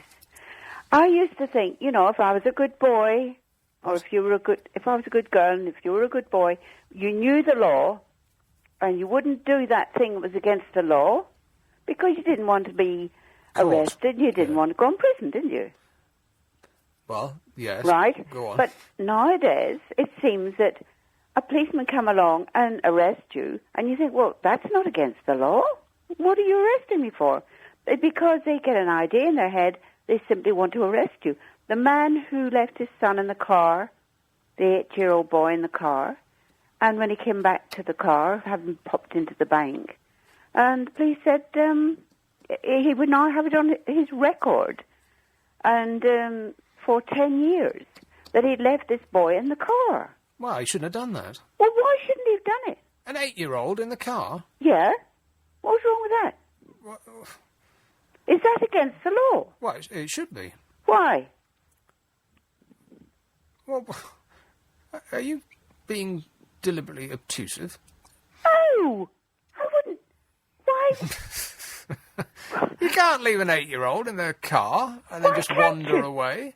Well, you can't leave them any more than you can leave one unattended in a house and walk away. He only went into the bank and back. Well, how long does a bank take? Blooming ever. And it was only because the police said it was a hot day. Yeah.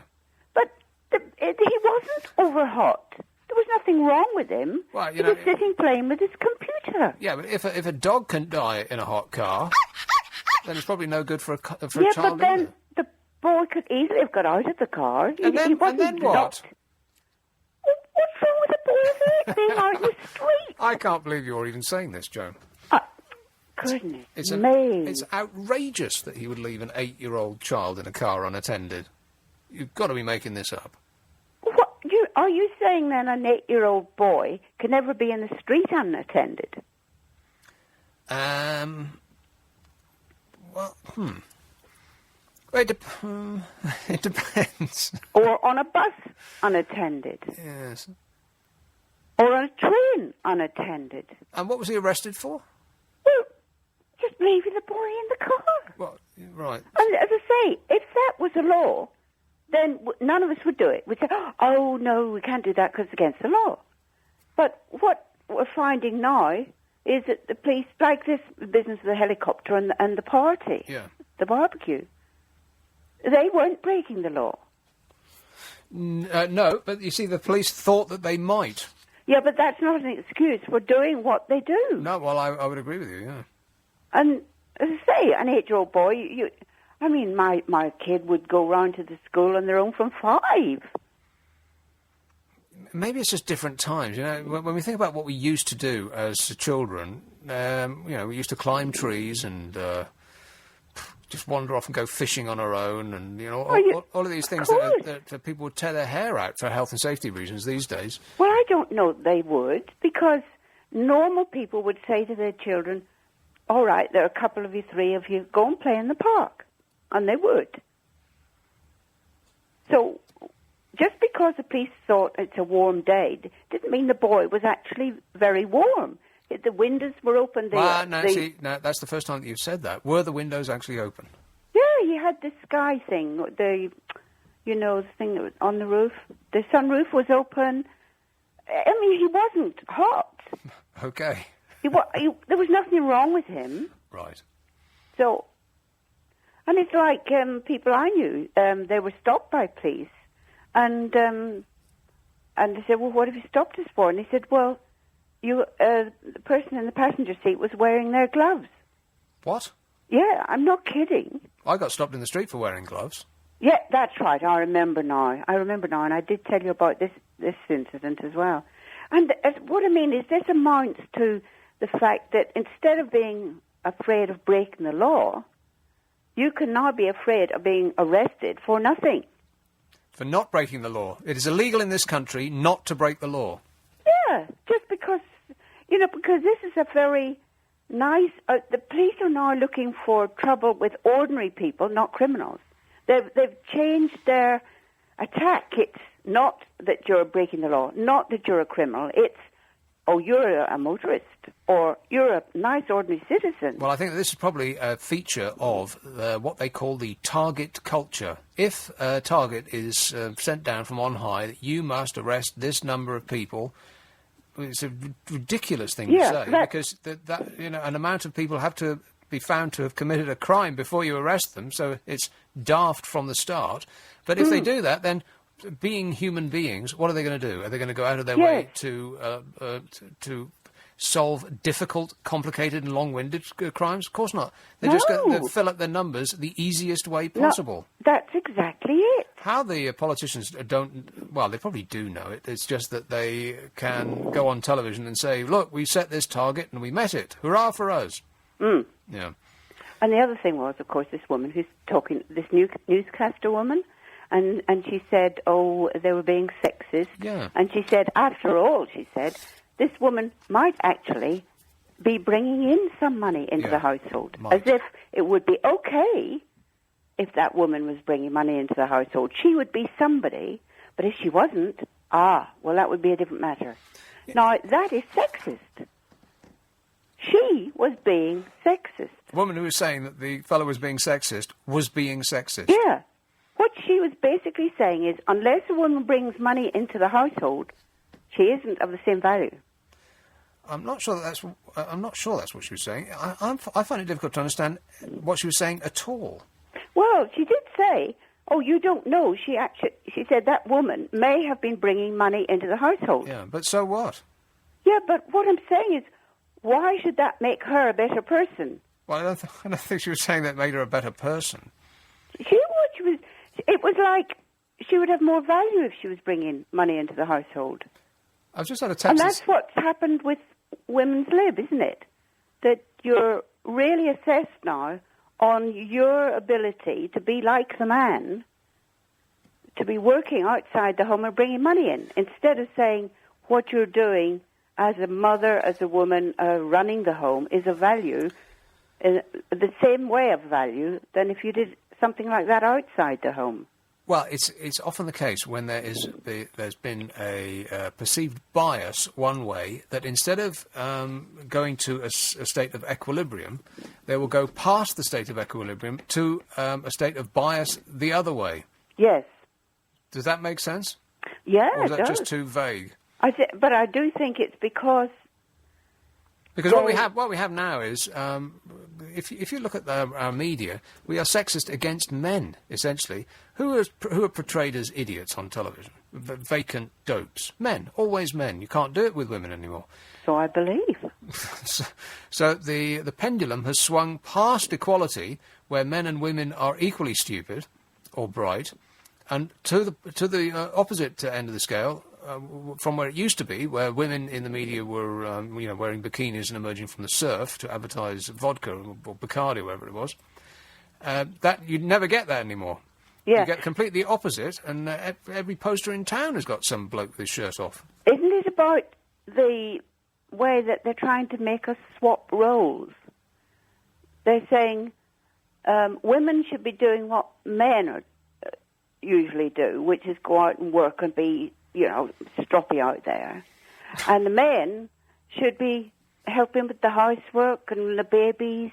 And so they're trying to make us swap roles, instead of saying, well, why don't we just stick to the ones we've got? Yeah. We should actually embrace what we feel comfortable doing and not try to be shoehorned into leading a life that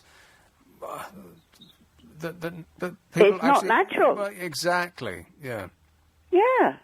And then you would get back the proper value for the woman running the home, which is a value. But it doesn't actually have straightforward money. You see, now, I bet that people are spitting their dummy out listening to you saying this. That it's Yes, the most dreadfully sexist thing they've ever heard. How dare you suggest that a woman's place is in the home? I didn't exactly say that, did I? I think you said something along I those said, lines. well, if it's natural to you, and you feel that's a good place to be and of value, and that job is really worthwhile, then why doesn't society recognise it as well? Like they used to say in the 70s, if it feels good, do it. Oh, it was taken the wrong way, that, though, wasn't it? No, I think it was taken the right way. Joan, if it feels good, do it. Will you do that for me? Okay, thank you. Okay, thanks a lot, Joan. Bye-bye. Ta-ra. Bye-bye. I've had an email during the course of that conversation that said that it sounds like Joan's had a few wine gums, which is also an outrageous thing to say. Undeserved success. The person, places or things that you cannot understand the success of by text and email. I can't understand the success of clothes for dogs. I won't read what the rest of that says, but no, I can't understand that either. I can't understand the success of the O2. Have you been to that place? It's soulless. Well, I haven't been inside, but I've just been around the outside. And, yeah, soulless is the word that I would use, yeah.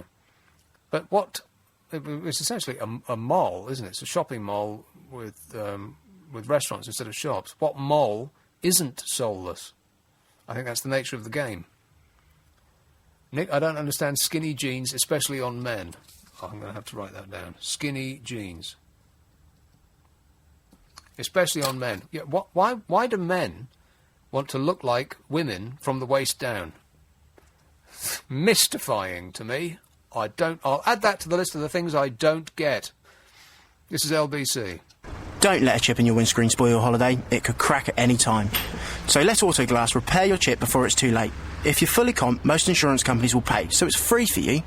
Call Autoglass anytime on 0800 36 36 36 or book online at autoglass.co.uk. Autoglass repair, Autoglass replace. John Bell and Croydon, London's landmark pharmacy, making London feel better at 50 to 54 Wigmore Street, West 1, and online at londonspharmacy.co.uk. Every weekday afternoon from 4 on LBC 97.3. James Whale drives you home with... And I can't tell you because I don't know myself. I have a couple of birthdays I'd like to celebrate with you, as long as I can get my tongue around them in just a moment. Camden first, Laura. Yeah, hi, good evening. Laura. How are you? I'm great, mate. Yeah, Nick, if ever you find yourself at the same dinner party as James Max, I think you ought to sit at the opposite end of the table. Why's that? Because he was talking this morning about the boy in the car and also about women on TV, and his viewpoint is absolutely opposite to yours on both issues. So you might want to remember, sit at the other end of the table. He disagreed with me in every respect? In every respect. Wow, well, that makes him wrong then, doesn't it? It does make him wrong, because on the women thing, he didn't give a damn about that.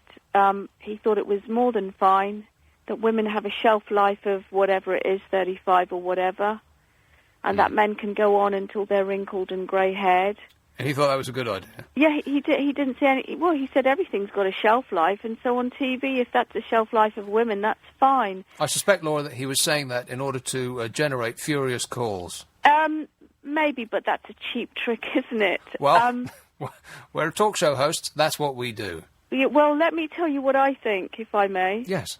If you watch TV much, Mock the Week, QI, what is it? What's the other one? Not the 9 o'clock news and all the rest. I do watch a lot of television, but never those programmes. Yeah, well, if you watch any of those quiz panel things, you'll see that more often than not, it's all male. The host is male. Mm-hmm. The panellists, the guests are male. Yep. You're lucky if just one person is female that week. Yeah, and I think there's a reason for that. What's the reason? Well, there's several reasons. First of all, they're very competitive, and who is? These panel games. The essence. The men are. No, just the format. It's very competitive format. Yeah. And very aggressive, and everybody has to, or they feel that they have to top everybody else's witticism, or whatever it might be. And so the very nature of it is sort of full of testosterone. So that's one thing. Also, for some reason, which I'm sure psychologists could spend from now until the end of time trying to figure out, men don't like to get their laughs from women. They don't like women being funnier than them, or quicker. Well, perhaps. Or more gifted. All of these things may be true, but I think specifically about comedy, men do feel a little uncomfortable with women stand-up comedians when they stray beyond the comfortable. Like Victoria Wood, everybody feels comfortable with Victoria Wood because she'll say, chocolate hobnobs, and everyone will find it funny. Yeah. And she doesn't, break barriers or even bend them. Jo Brand, on the other hand... Jo Brand, they get her in occasionally. Yes. She's what I would call a geezer bird. Now, I know... Yeah, they can't mock her, really, not easily, no. She gives as good as she gets. I know Jo Brand from a very long time ago. I went to university with Jo Brand, so I feel quite warm towards her. But yeah, and I went to one of her first Sunday pub comedy things outside of London, yeah. And I thought she was very good. She's about the only woman that can not that can compete, but seems to be allowed to compete on these shows. And it might partly be because she does portray herself as a geezer bird. Yeah, they're not threatened by her. By which I mean she's not overtly feminine. Yeah, they're not threatened physically. Yeah. So there's no sex there. Yeah, that's it. Yeah, she's not got an hourglass figure, and they relate to her in a different way. Yes, exactly, as a geezer bird. Yeah. Whereas, for some reason, men do not want to be amused. I think it just spangles their tiny little minds. They don't want to be made to laugh by women that they find attractive. Yeah, but I find each week it's just a bunch of men being boys every week.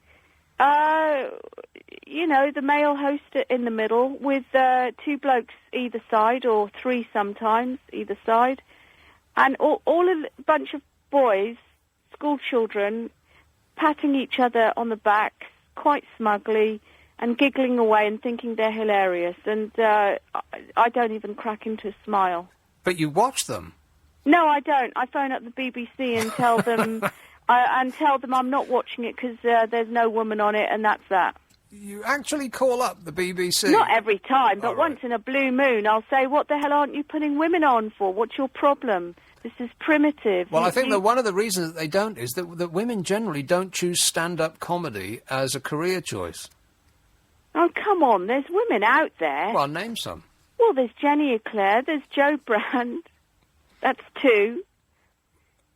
Then there's that Iranian who's not funny at all. The Iranian who's not funny? The female, Shapi Khorsandi, or whatever she's called. Zaha Hadid, that one? She's quite good. She's not funny at all. No, she's good. There's the Kids Company woman, isn't there? I've no idea. Yeah, but generally there are far fewer women who decide to do comedy as a career. Well, there's Camilla Batman Gellage, but she's not a stand-up comedian, but she's large, a bit like Jo Brand. Camilla? Batman Gellage. She's the Kids Company woman with the big turban on the head and the big flowy dresses, colourful dresses. I've never heard of her. But I'm sure she's fantastic. On, you've seen her all over the place. Honestly, Laura, I've never heard of her. She says we have to understand the youth who are violating each other and hurting each other because they've been hurt and all the rest of it. Wow, and that's part of her comedy routine? Well, that's done in... No, she's not a stand-up comedian, but she's Iranian, and that's why I went off on a tangent from Sandy, who is a comedian, but she's never funny. Another one was unfunny Iranian. We're doing a list of unfunny Iranians now. Yeah, well, actually, Camilla Batman Gellage is funnier than the supposed comedian Shapi Khorsandi. You're making these names up. No, I'm not. I prefer Jo Brand out of all of them. Well, she's the only one I can pronounce. Yeah, but she's related to that skinny bloke dressed in black who thinks he's funny and sleeps around. Which one? Oh, him. Yeah, the horrible one. She is not related... What's his name? Russell Brand. She's not related to Russell Brand. They're not cousins or anything? I've got no... you know what? I said that with conviction, but I've absolutely no idea. They probably are. If we do Who Do You Think You Are... Oh.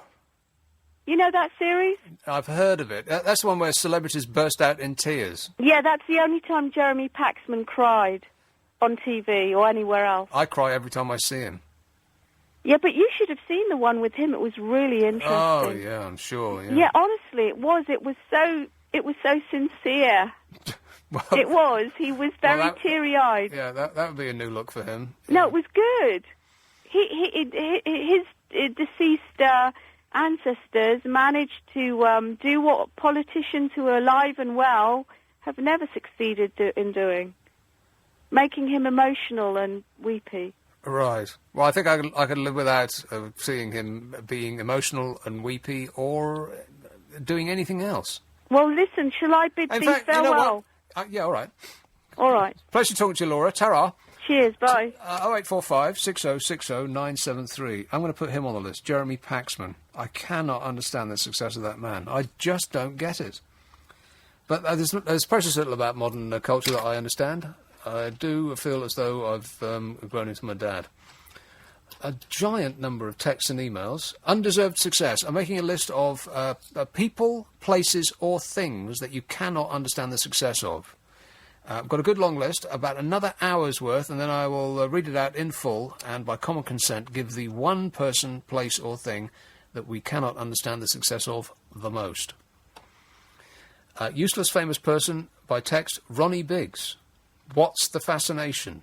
He's a crook, not a hero. Thanks for being the voice of reason on the station. Oh, me? Ronnie Biggs. Is Ronnie Biggs successful? I suppose that he's in the sense that he's a media celebrity, whereas you wouldn't say that that's the case with most people in prison. So, yeah, all right. Ronnie Biggs. Not that successful as a master criminal, but as a celebrity whose face just keeps on popping up, yeah, okay. I don't understand Facebook's success as this one. It's voyeurism for the agoraphobic. Yes. What is all this about Facebook poking? When in real life would you poke a friend? Well, you know, after 6 pints of real ale.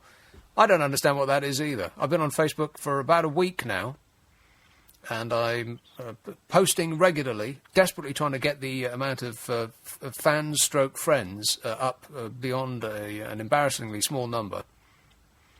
Please join me over there. But poking, I don't even know what that is. It sounds revolting. Coldplay, says this one. Yes, that does genuinely mystify me. Unless people just buy music like they buy breakfast cereal for its bland banality. They just put it on like background music. Coldplay, Dido, The Lighthouse Family, Athlete, all bought by people who don't like music. Planning a holiday? You need Simon Calder's Travel Clinic. Britain's biggest youth and student. According to crazy Italian Premier Silvio Berlusconi, the Italians have beaten us in everything. Is there anything that we do better than the Italians? 0845 6060 973. What person, place or thing can you not understand the success of? And what are the signs that we are still a sexist and ageist society? 0845 6060 973. And some happy birthdays. After the new news, this is LBC.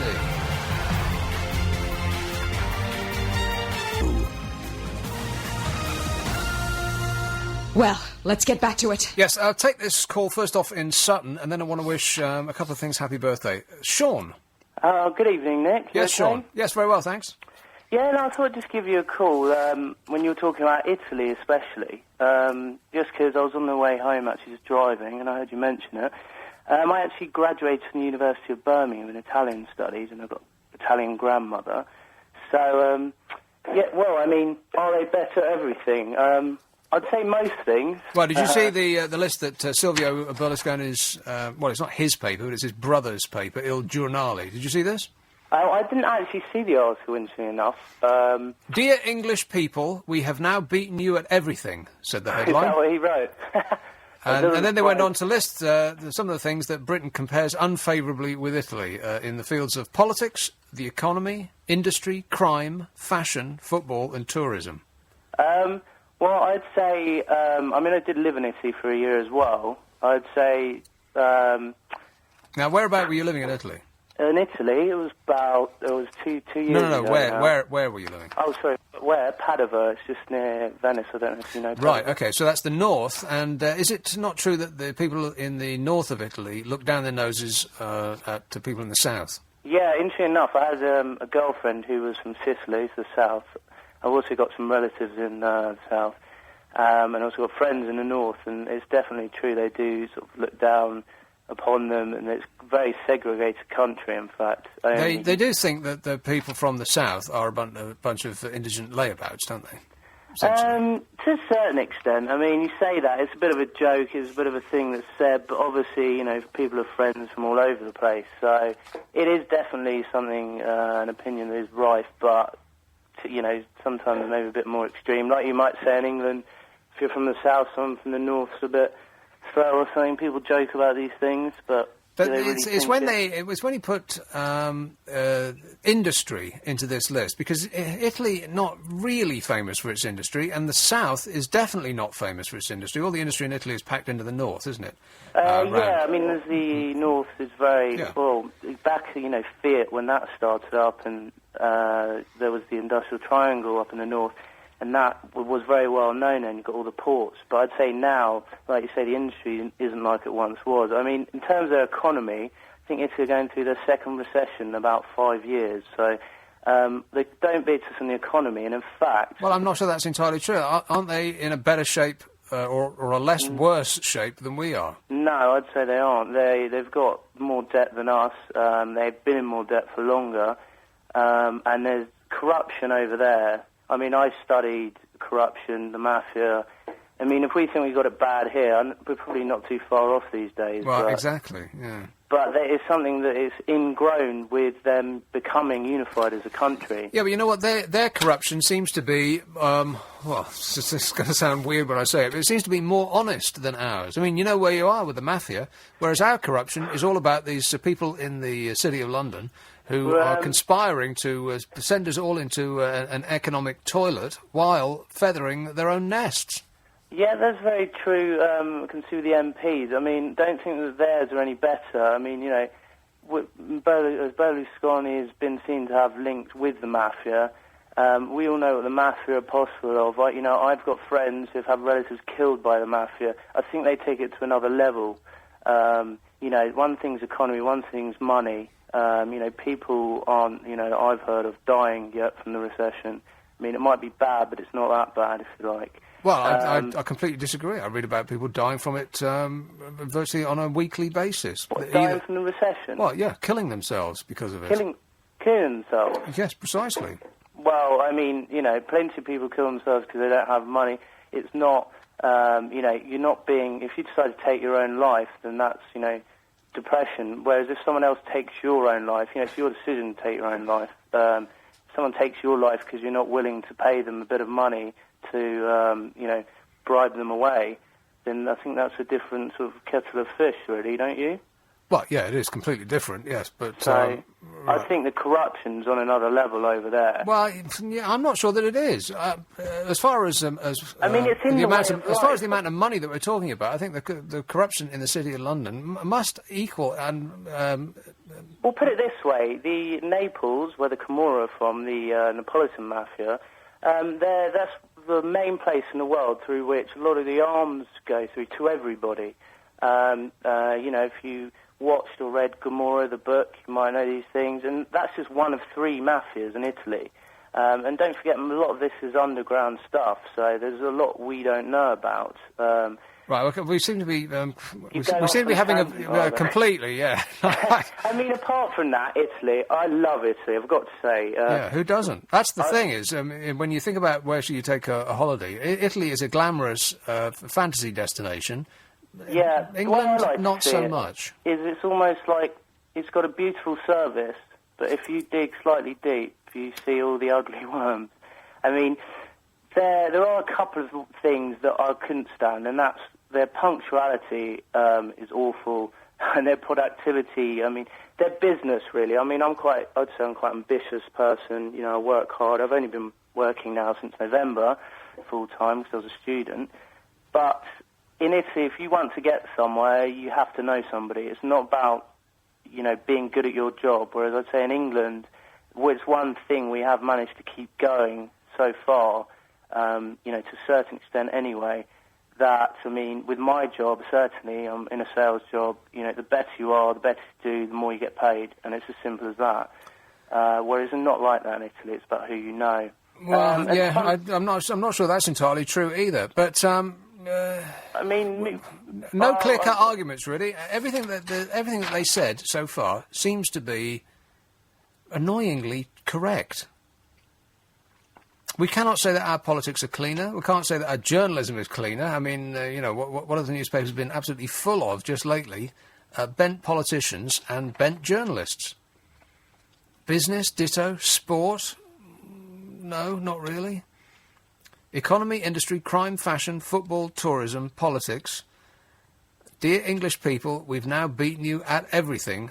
The front page editorial of Il Giornale. Of course, they were getting back at the British press, saying nasty things about Silvio Berlusconi. And one thing that you did say, that he was attached, that he'd been shown to have links with the mafia. I'm certain that that's not true. But thanks very much, Sean. 0845 6060 973. Happy birthdays. Oh, happy day. Happy birthday to the moon. A quarter of Britons believe the Apollo 11 mission moon landings in 1969 were a hoax. A quarter. 11 of the over 1,000 people surveyed thought that the first person on the moon was Buzz Lightyear. The Toy Story film character was named alongside Louis Armstrong as the first person on the moon. 8 of those taking part thought that the late jazz musician made the first moonwalk. Not quite 3/4 correctly answered that Neil Armstrong took the first step on the moon. Only 7... That is absolutely shocking. 11% polled thought that the Apollo program was as recent as the 1980s, with just 68% knowing that the first moon landing took place in 1969. Almost a majority considered the missions to be a complete waste of money. The survey was conducted for E&T magazine, published by the Institution of Engineering and Technology, which is one of my favourite institutions. Editor-in-Chief Dickon Ross said, "The Apollo moon landing is mankind's most outstanding engineering event, so it's deeply worrying that a large number of people should think that the first moonwalk never happened, and that the public's belief in the legitimacy of science and technology seems to be declining over time."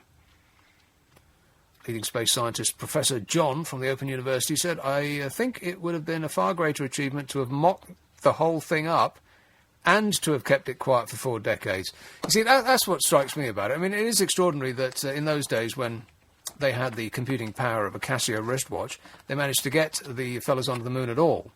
What would have been far more impressive is if they had staged it in a hangar in Texas and managed to keep it, well, not secret exactly, but such that nobody could prove that they had done that to this day. That would have been a more impressive feat. The professor said that if 1 in 4 Britons today don't believe the moon landings ever happened, then I'm afraid that says a lot about 1 in 4 Britons. And what it says is not very complimentary. Sir Patrick Moore, the veteran astronomer, said that those who believe the moon landings were a hoax, said of them, if ignorance is bliss, they must be very happy. The 20th of July, 1969, the first man stepped on the moon. Believe it or not. Also, on the 17th of July, 1919, now this is not going to mean much to anybody who hasn't been to Harrogate, but Betty's Tea Room opened its doors for the very first time. Happy birthday, Betty. Love your stuff. So, there's the birthdays. We had a few deaths. Walter Cronkite, I don't really know much about him, and neither, I imagine, does anybody else in this country. He was a newsreader. He didn't mean much to us, but meant a tremendous amount to people in the States. Apart from that, no famous deaths. So far, the clock's still ticking. This is LBC. John Bell and Croydon, London's landmark pharmacy. Text 84850. I want to show you something. I want to tell you something. I went to see Bruno. I never go and see films these days. I always wait till they come out on satellite because there's tension every time you go to the cinema because you don't know who you're going to be sitting next to. Some dope grazing like a cow through a jumbo-sized box of popcorn. People taking their shoes off so that the entire place smells like feet. People just can't stop talking. People to take mobile phone calls while the movie's on. It's a minefield. But I thought, you know what, Bruno is something of an all-encompassing media event. And I did think that the Borat thing, whatever that movie was called, was one of the funniest things I've ever seen in my life. The first time. The second time I saw it, I thought, well, it's all right. And the second time I saw it was on television. The first time was in a cinema. I think it helps to be in a crowd of like-minded people when you are watching a comedy, because the laughs generate laughs. So I thought, all right, I give in. I'll go and see Bruno. And you know what? It's just not that funny. I was seriously disappointed. The funniest thing about Bruno was his performances on the red carpet for the openings in the various towns. And the interviews that he did. The actual film itself looked like they just threw it together. And some countries agree with me, but not perhaps for the same reasons. Sacha Baron Cohen's new film comedy about a gay Austrian fashion reporter. And I think a part of it as well is that he does it's a German accent. Who can tell the difference in this country between an Austrian and a German accent? German accents just aren't that funny. There's something that crushes comedy about the German accent. Unless you're Basil Fawlty and you're doing Hitler. His new comedy about a gay Austrian fashion reporter has been banned in the Ukraine. Not because it's not funny, though, but because a Culture Ministry commission ruled that Bruno included an artistically unjustified exhibition of sexual organs and sexual relations, homosexual acts in a blatantly graphic form, obscene language, sadism and antisocial behaviour, which could damage the moral upbringing of our citizens. Well, I've never been to the Ukraine, but I seriously doubt that anybody could be damaged by the film. They could be bored by it.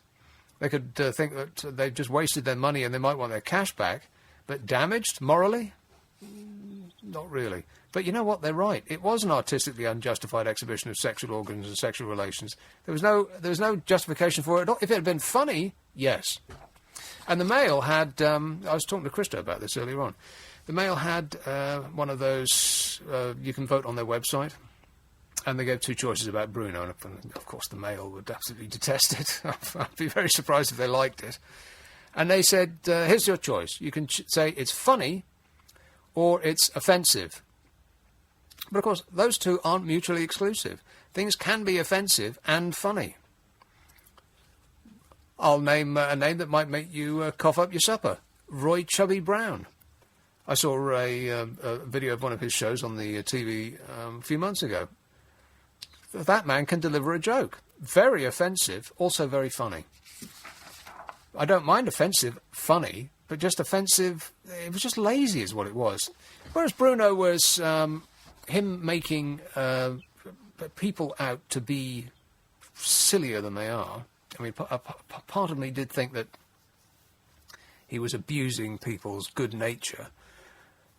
But, OK, we'll give him that, because he was thinking on his feet, and he teased ludicrous responses out of people for our amusement.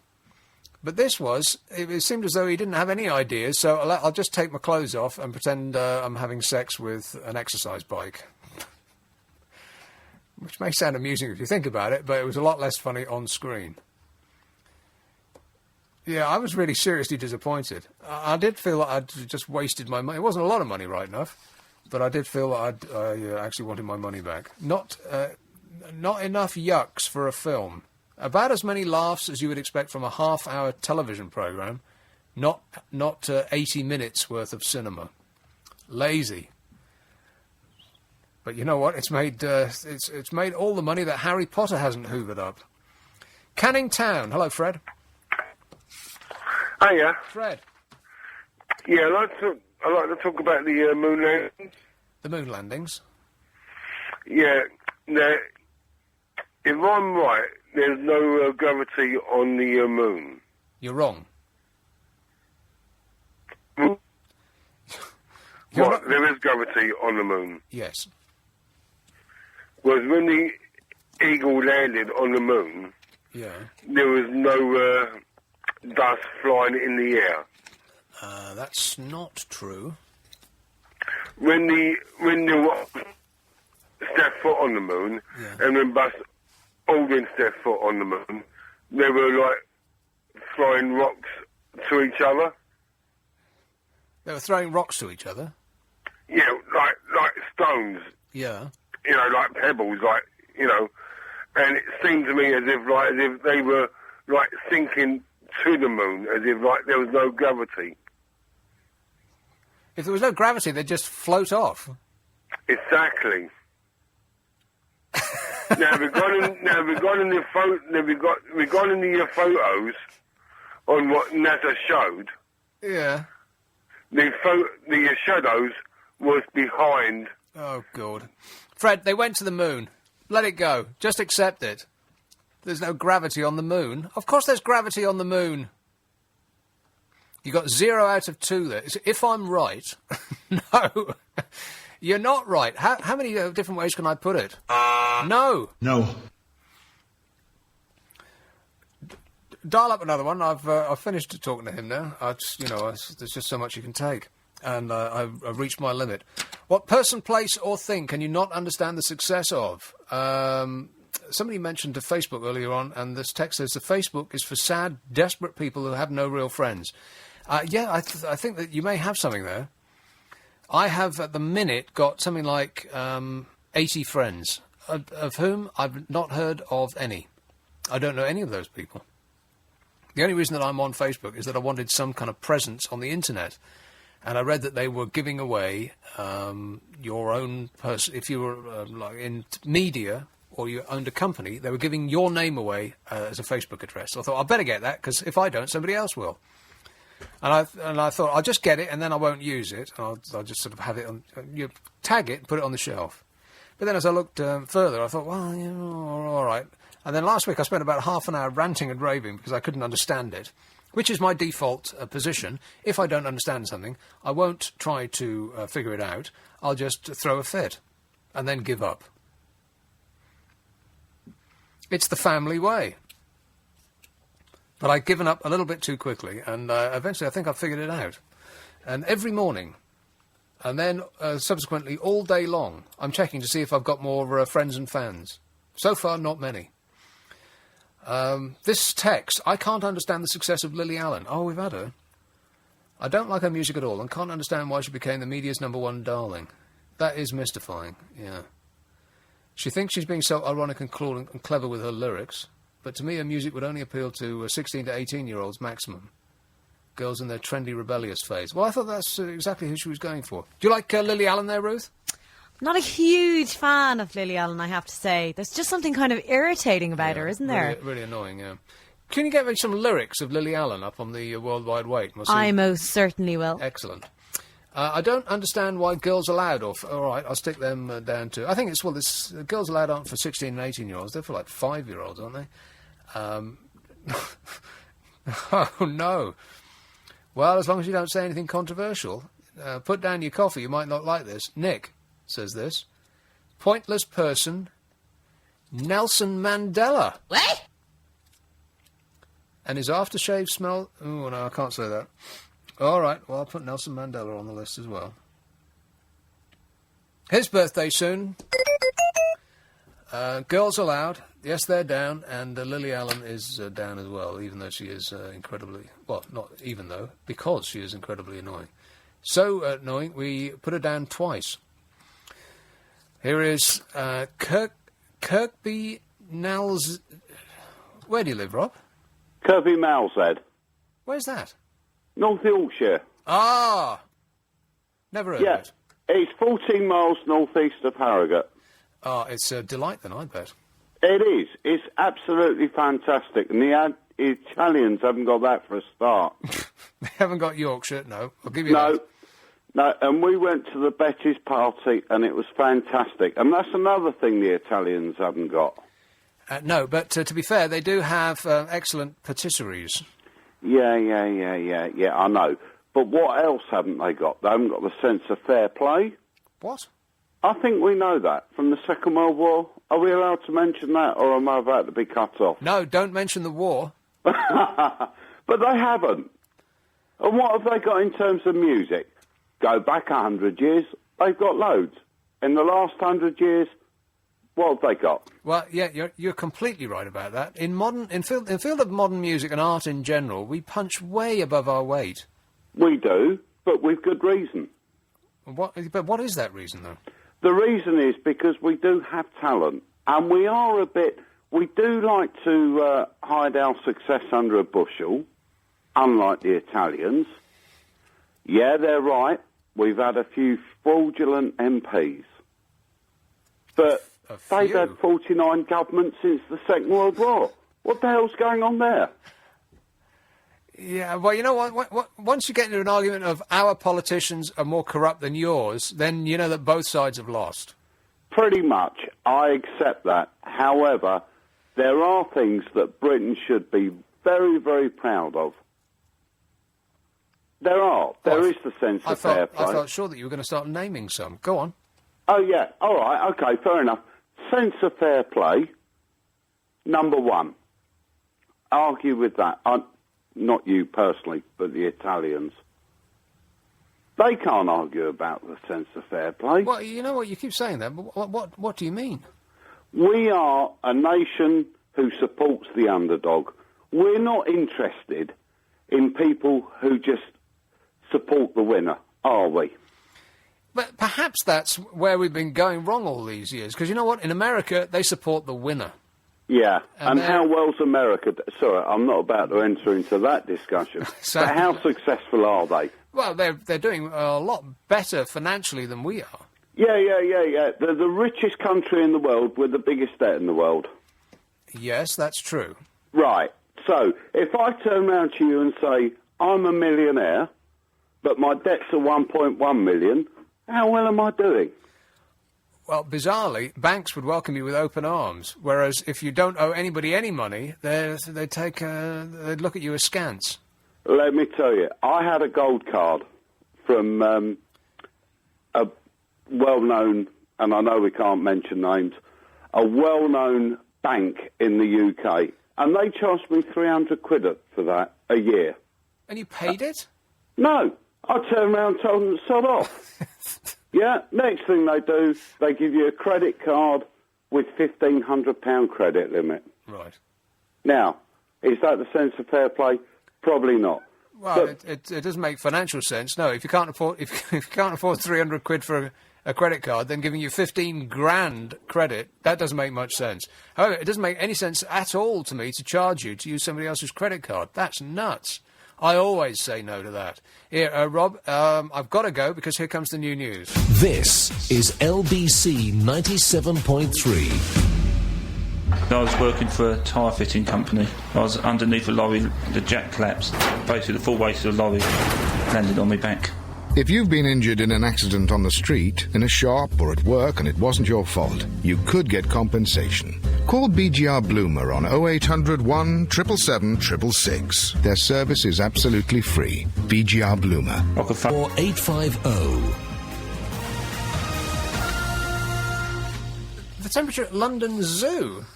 Yeah. What a bizarre place to choose to do the weather. Well, that's where she wanted to go. She wanted to see the monkeys. I think they're shut. No, well, you can see the monkeys from the road, can't you? From Primrose Hill. No, you're thinking of Oasis. Oh, I'm sorry. Those were the days. You know, first boy band ever, weren't they? Oasis? No. The Monkees. Oh, those. Yeah. Those were the days, my friends. I thought they'd never end. You know, those were the days, forever and a day.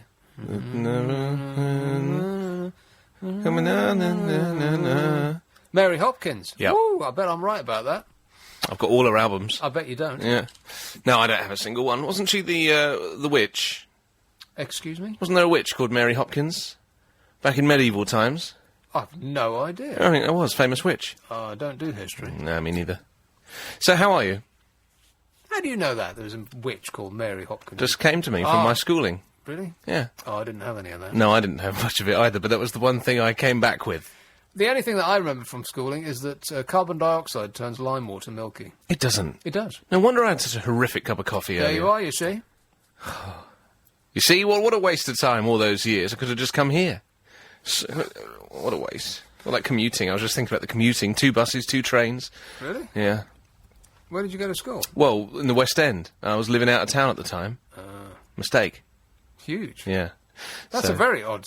You came into the West End of London Yeah. to go to school. Yeah, well, yeah, I was, 10 years old, 2 buses, 2 trains, and 2 walks. Wouldn't it be better to go to school and more pleasant? And you'd probably get a better education Yeah. outside You would have thought central so. London. Even on the day of the great storm of whenever the storm was, 87 or something, I was the only child made to go to school. Oh. Yeah. 2 buses, 2 trains, 2 walks. Keep moving.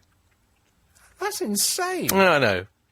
Your parents must have really hated you. Hated me, still do. Couldn't wait to get you out of the house. Yeah, it's absolutely true. Goodness only knows what they were doing in that house when I wasn't there. Didn't bear thinking about it. Yeah, strangely, they never went to work. I wonder... Yeah. I never saw them go. So, it's been a interesting week this week. Has it? Yeah.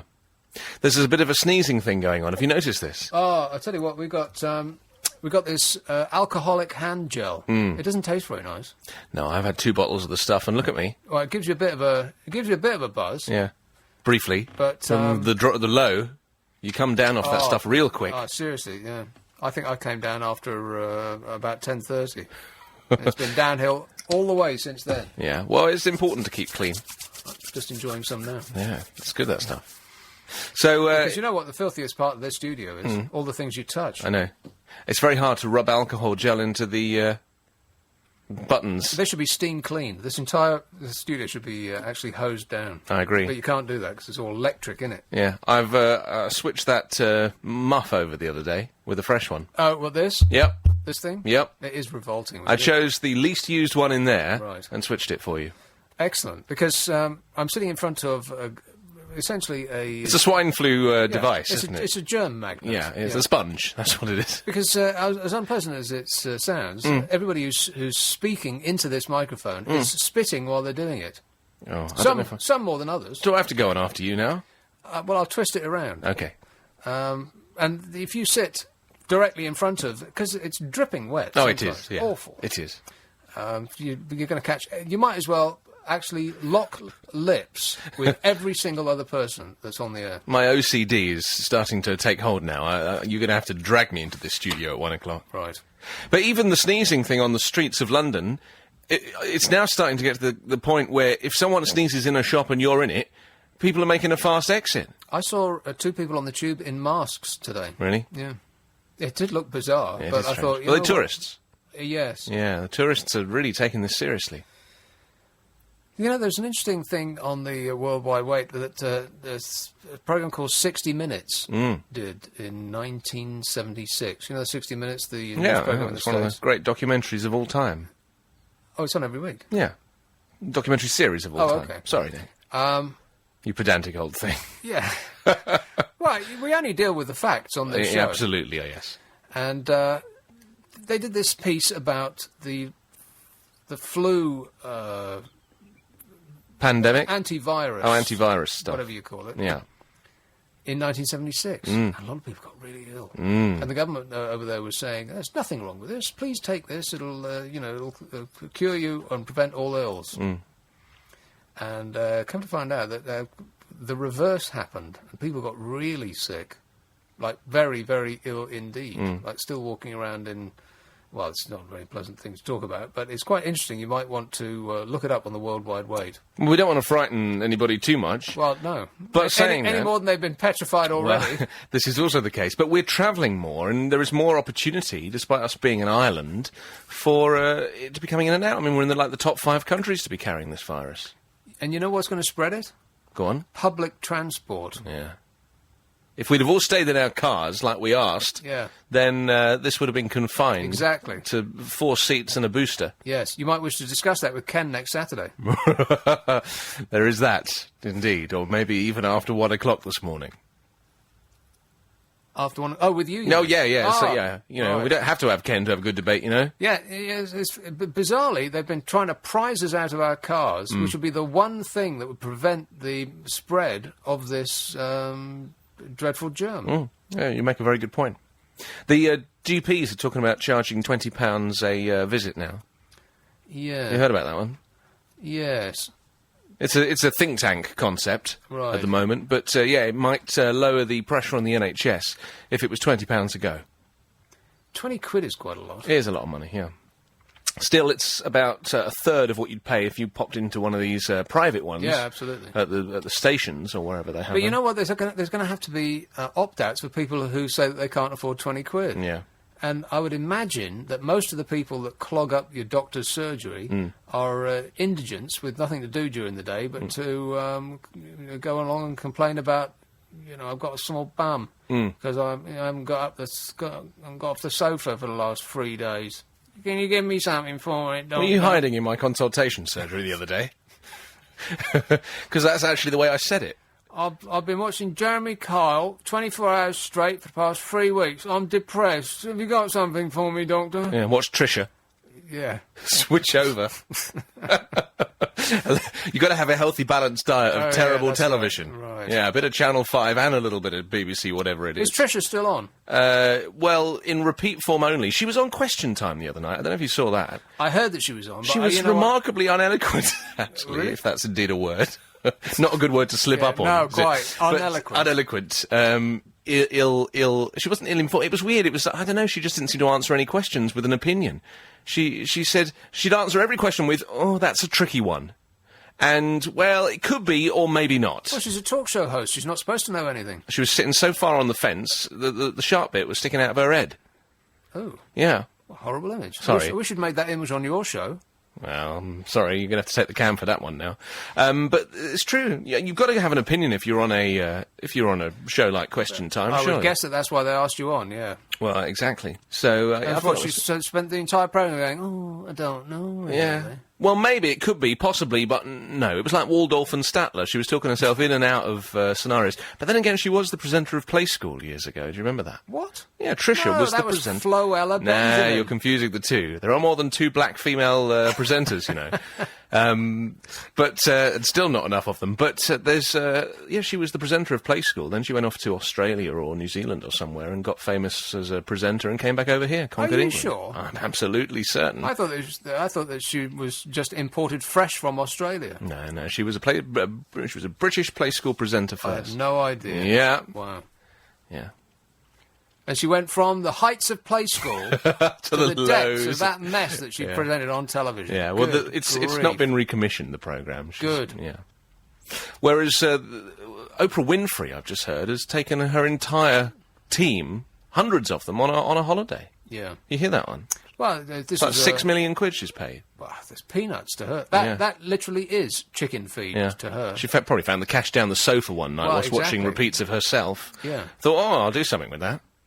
She found the cash underneath the seats of the people in the audience. Look under your seats now. You got a new car. That's nice, though. It'd be nice to have a boss that takes you away. What are you saying? Wow.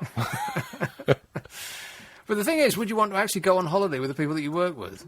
No. No. Well, there's a couple of people I wouldn't mind going away with. You and Bill Buckley be fine. But not everybody else? No, everyone else can stay. Right. Yeah.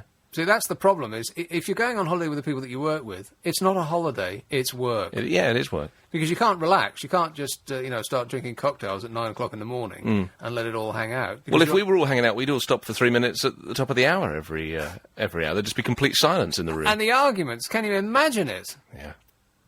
Well, we'd be waiting to counteract the argument and bring balance to it. People would just be saying things in order to create an argument. Yeah. They'd be saying things that they didn't even believe, just in order so that people would pipe up and say, "What do you mean about that?"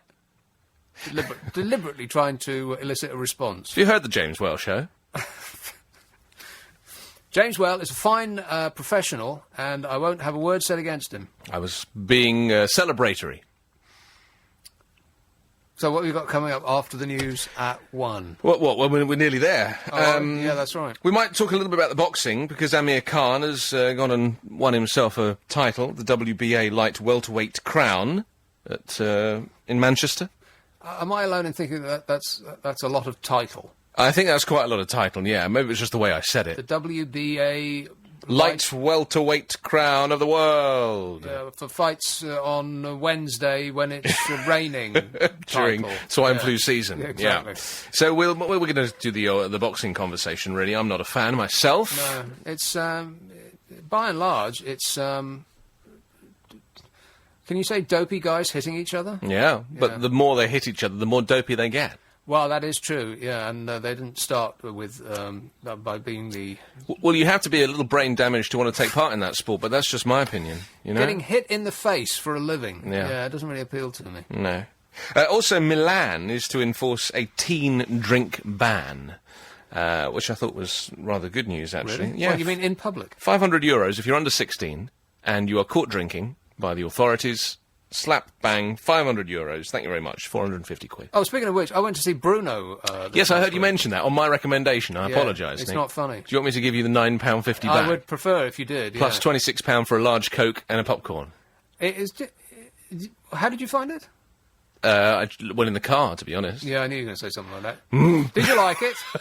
I thought it wasn't a good film, but it did make me laugh. Every now and again, Yeah. Not for 80 minutes. There was a couple... If it was a half-hour television programme, it would be funny. But at least it was only 80 minutes. Can you imagine if that was a full-length feature film length? Well, they didn't have enough material for 80 minutes. They stretched a 30-minute show out into a film, essentially. It was just so lazy. It was like they just... let's just throw this together now without any thought, or it was just quite weak. But it's an 18 certificate, right? Yeah. There were two kids behind me. They must have been 10, 12, if at absolute top whack. How anybody could have sold them tickets thinking they were 18? You have to be blind. Well, it was quite hardcore in places. Well, it was, to say the very least. Yeah. Not funny, but hard to look at. I mean, I did laugh a lot, but I think I wasn't quality laughing. You know, there is a difference in the quality of a laugh. Yeah. And it was cheap laughter, but you know, little things make me laugh. And large things fashioned in rubber, according to that movie. Yeah. Once again, you're saying things on my show which I wish you'd keep to your own. I would never say stuff like this on my programme. I'm glad to hear it. Yeah. Anthony, up after the news at 1 o'clock. Thanks very much, Anthony. Thank you. This is LBC. Mum, I'm hungry. Wait till we get home. Text 84850.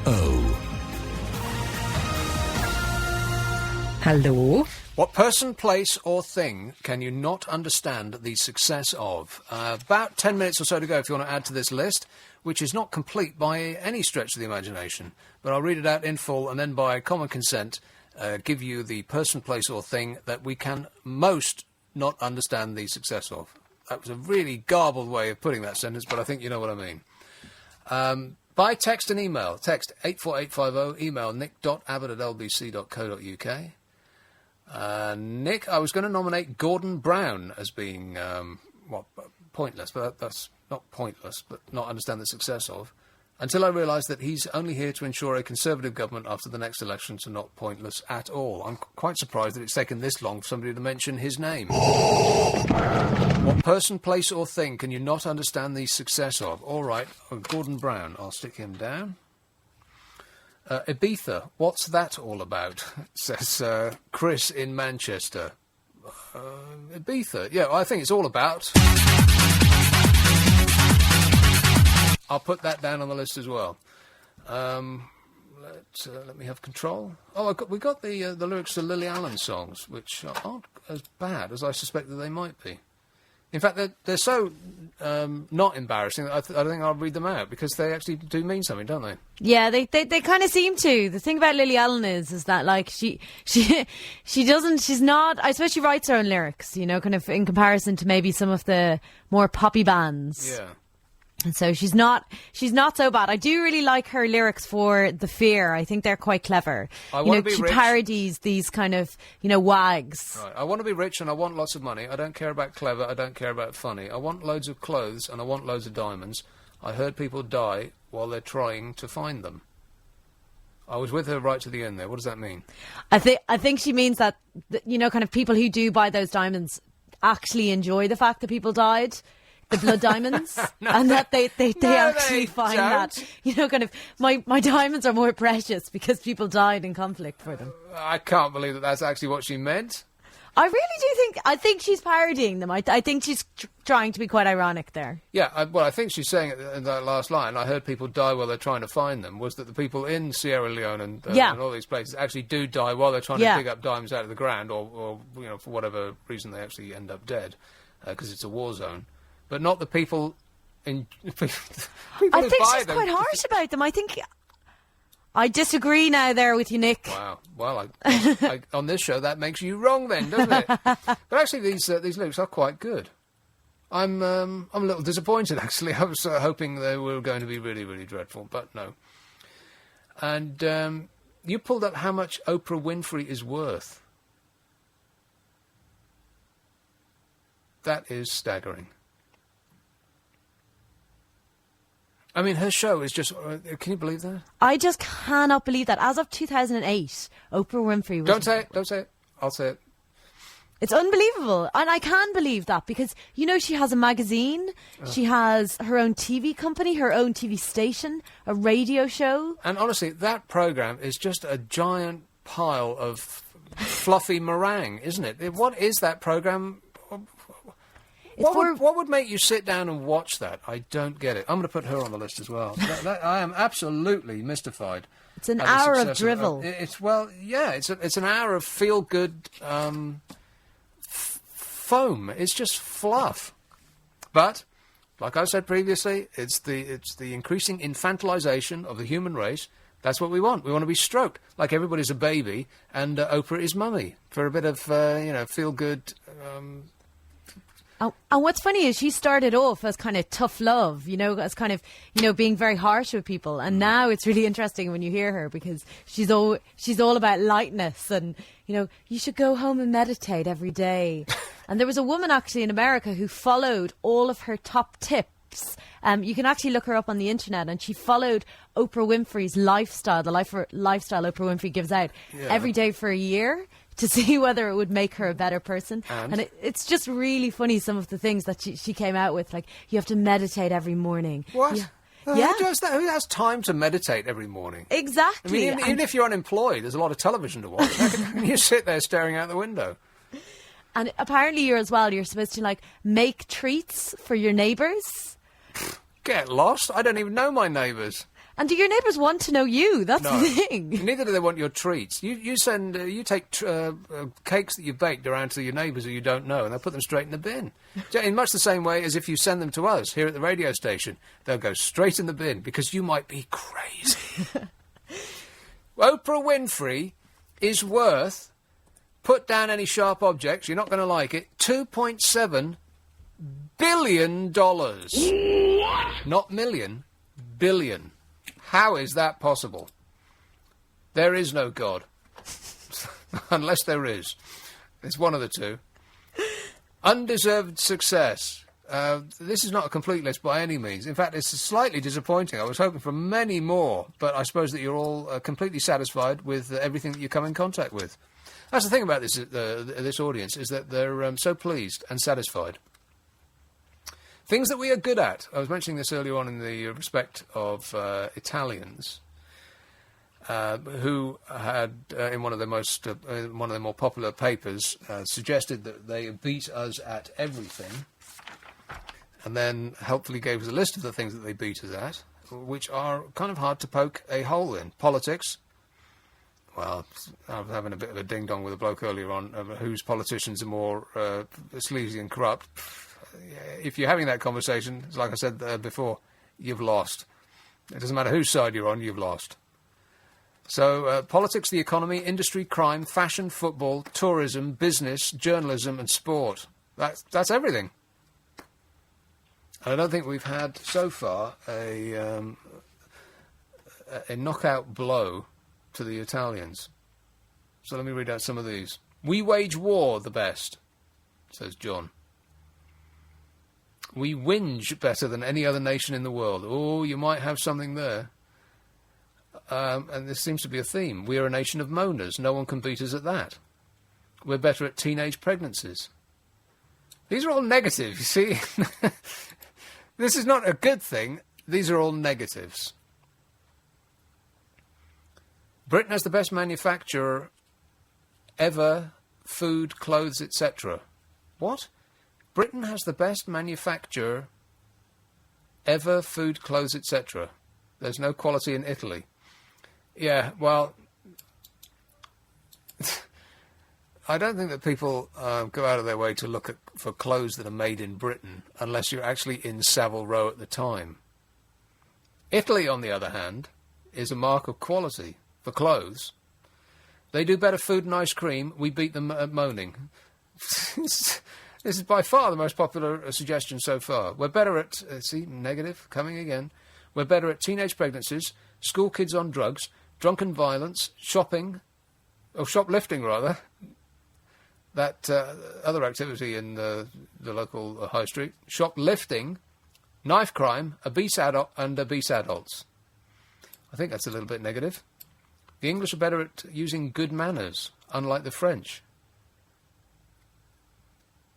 Yeah, but we're not talking about the French, we're talking about the Italians. We are better at knife crime than Italy. See? Again, negative. This is a long list. I might eventually get to one that's positive. We are by far the greatest nation on earth by a very, very long way at speaking English. I tell you what, some people say it's a difficult language to pick up. I found it extremely easy. We have the gold of indefinable Englishness, as this one. The Italians can never have that. And why is that intolerable bleep Ricky Gervais so popular? Well, because he had one excellent series. That's all you need. His name is on the list. There's loads of these. Following on from Barbara, we're not only good at laughing at ourselves, we're better than them at comedy, them being the Italians. Surprised what has been so successful? Being politically correct.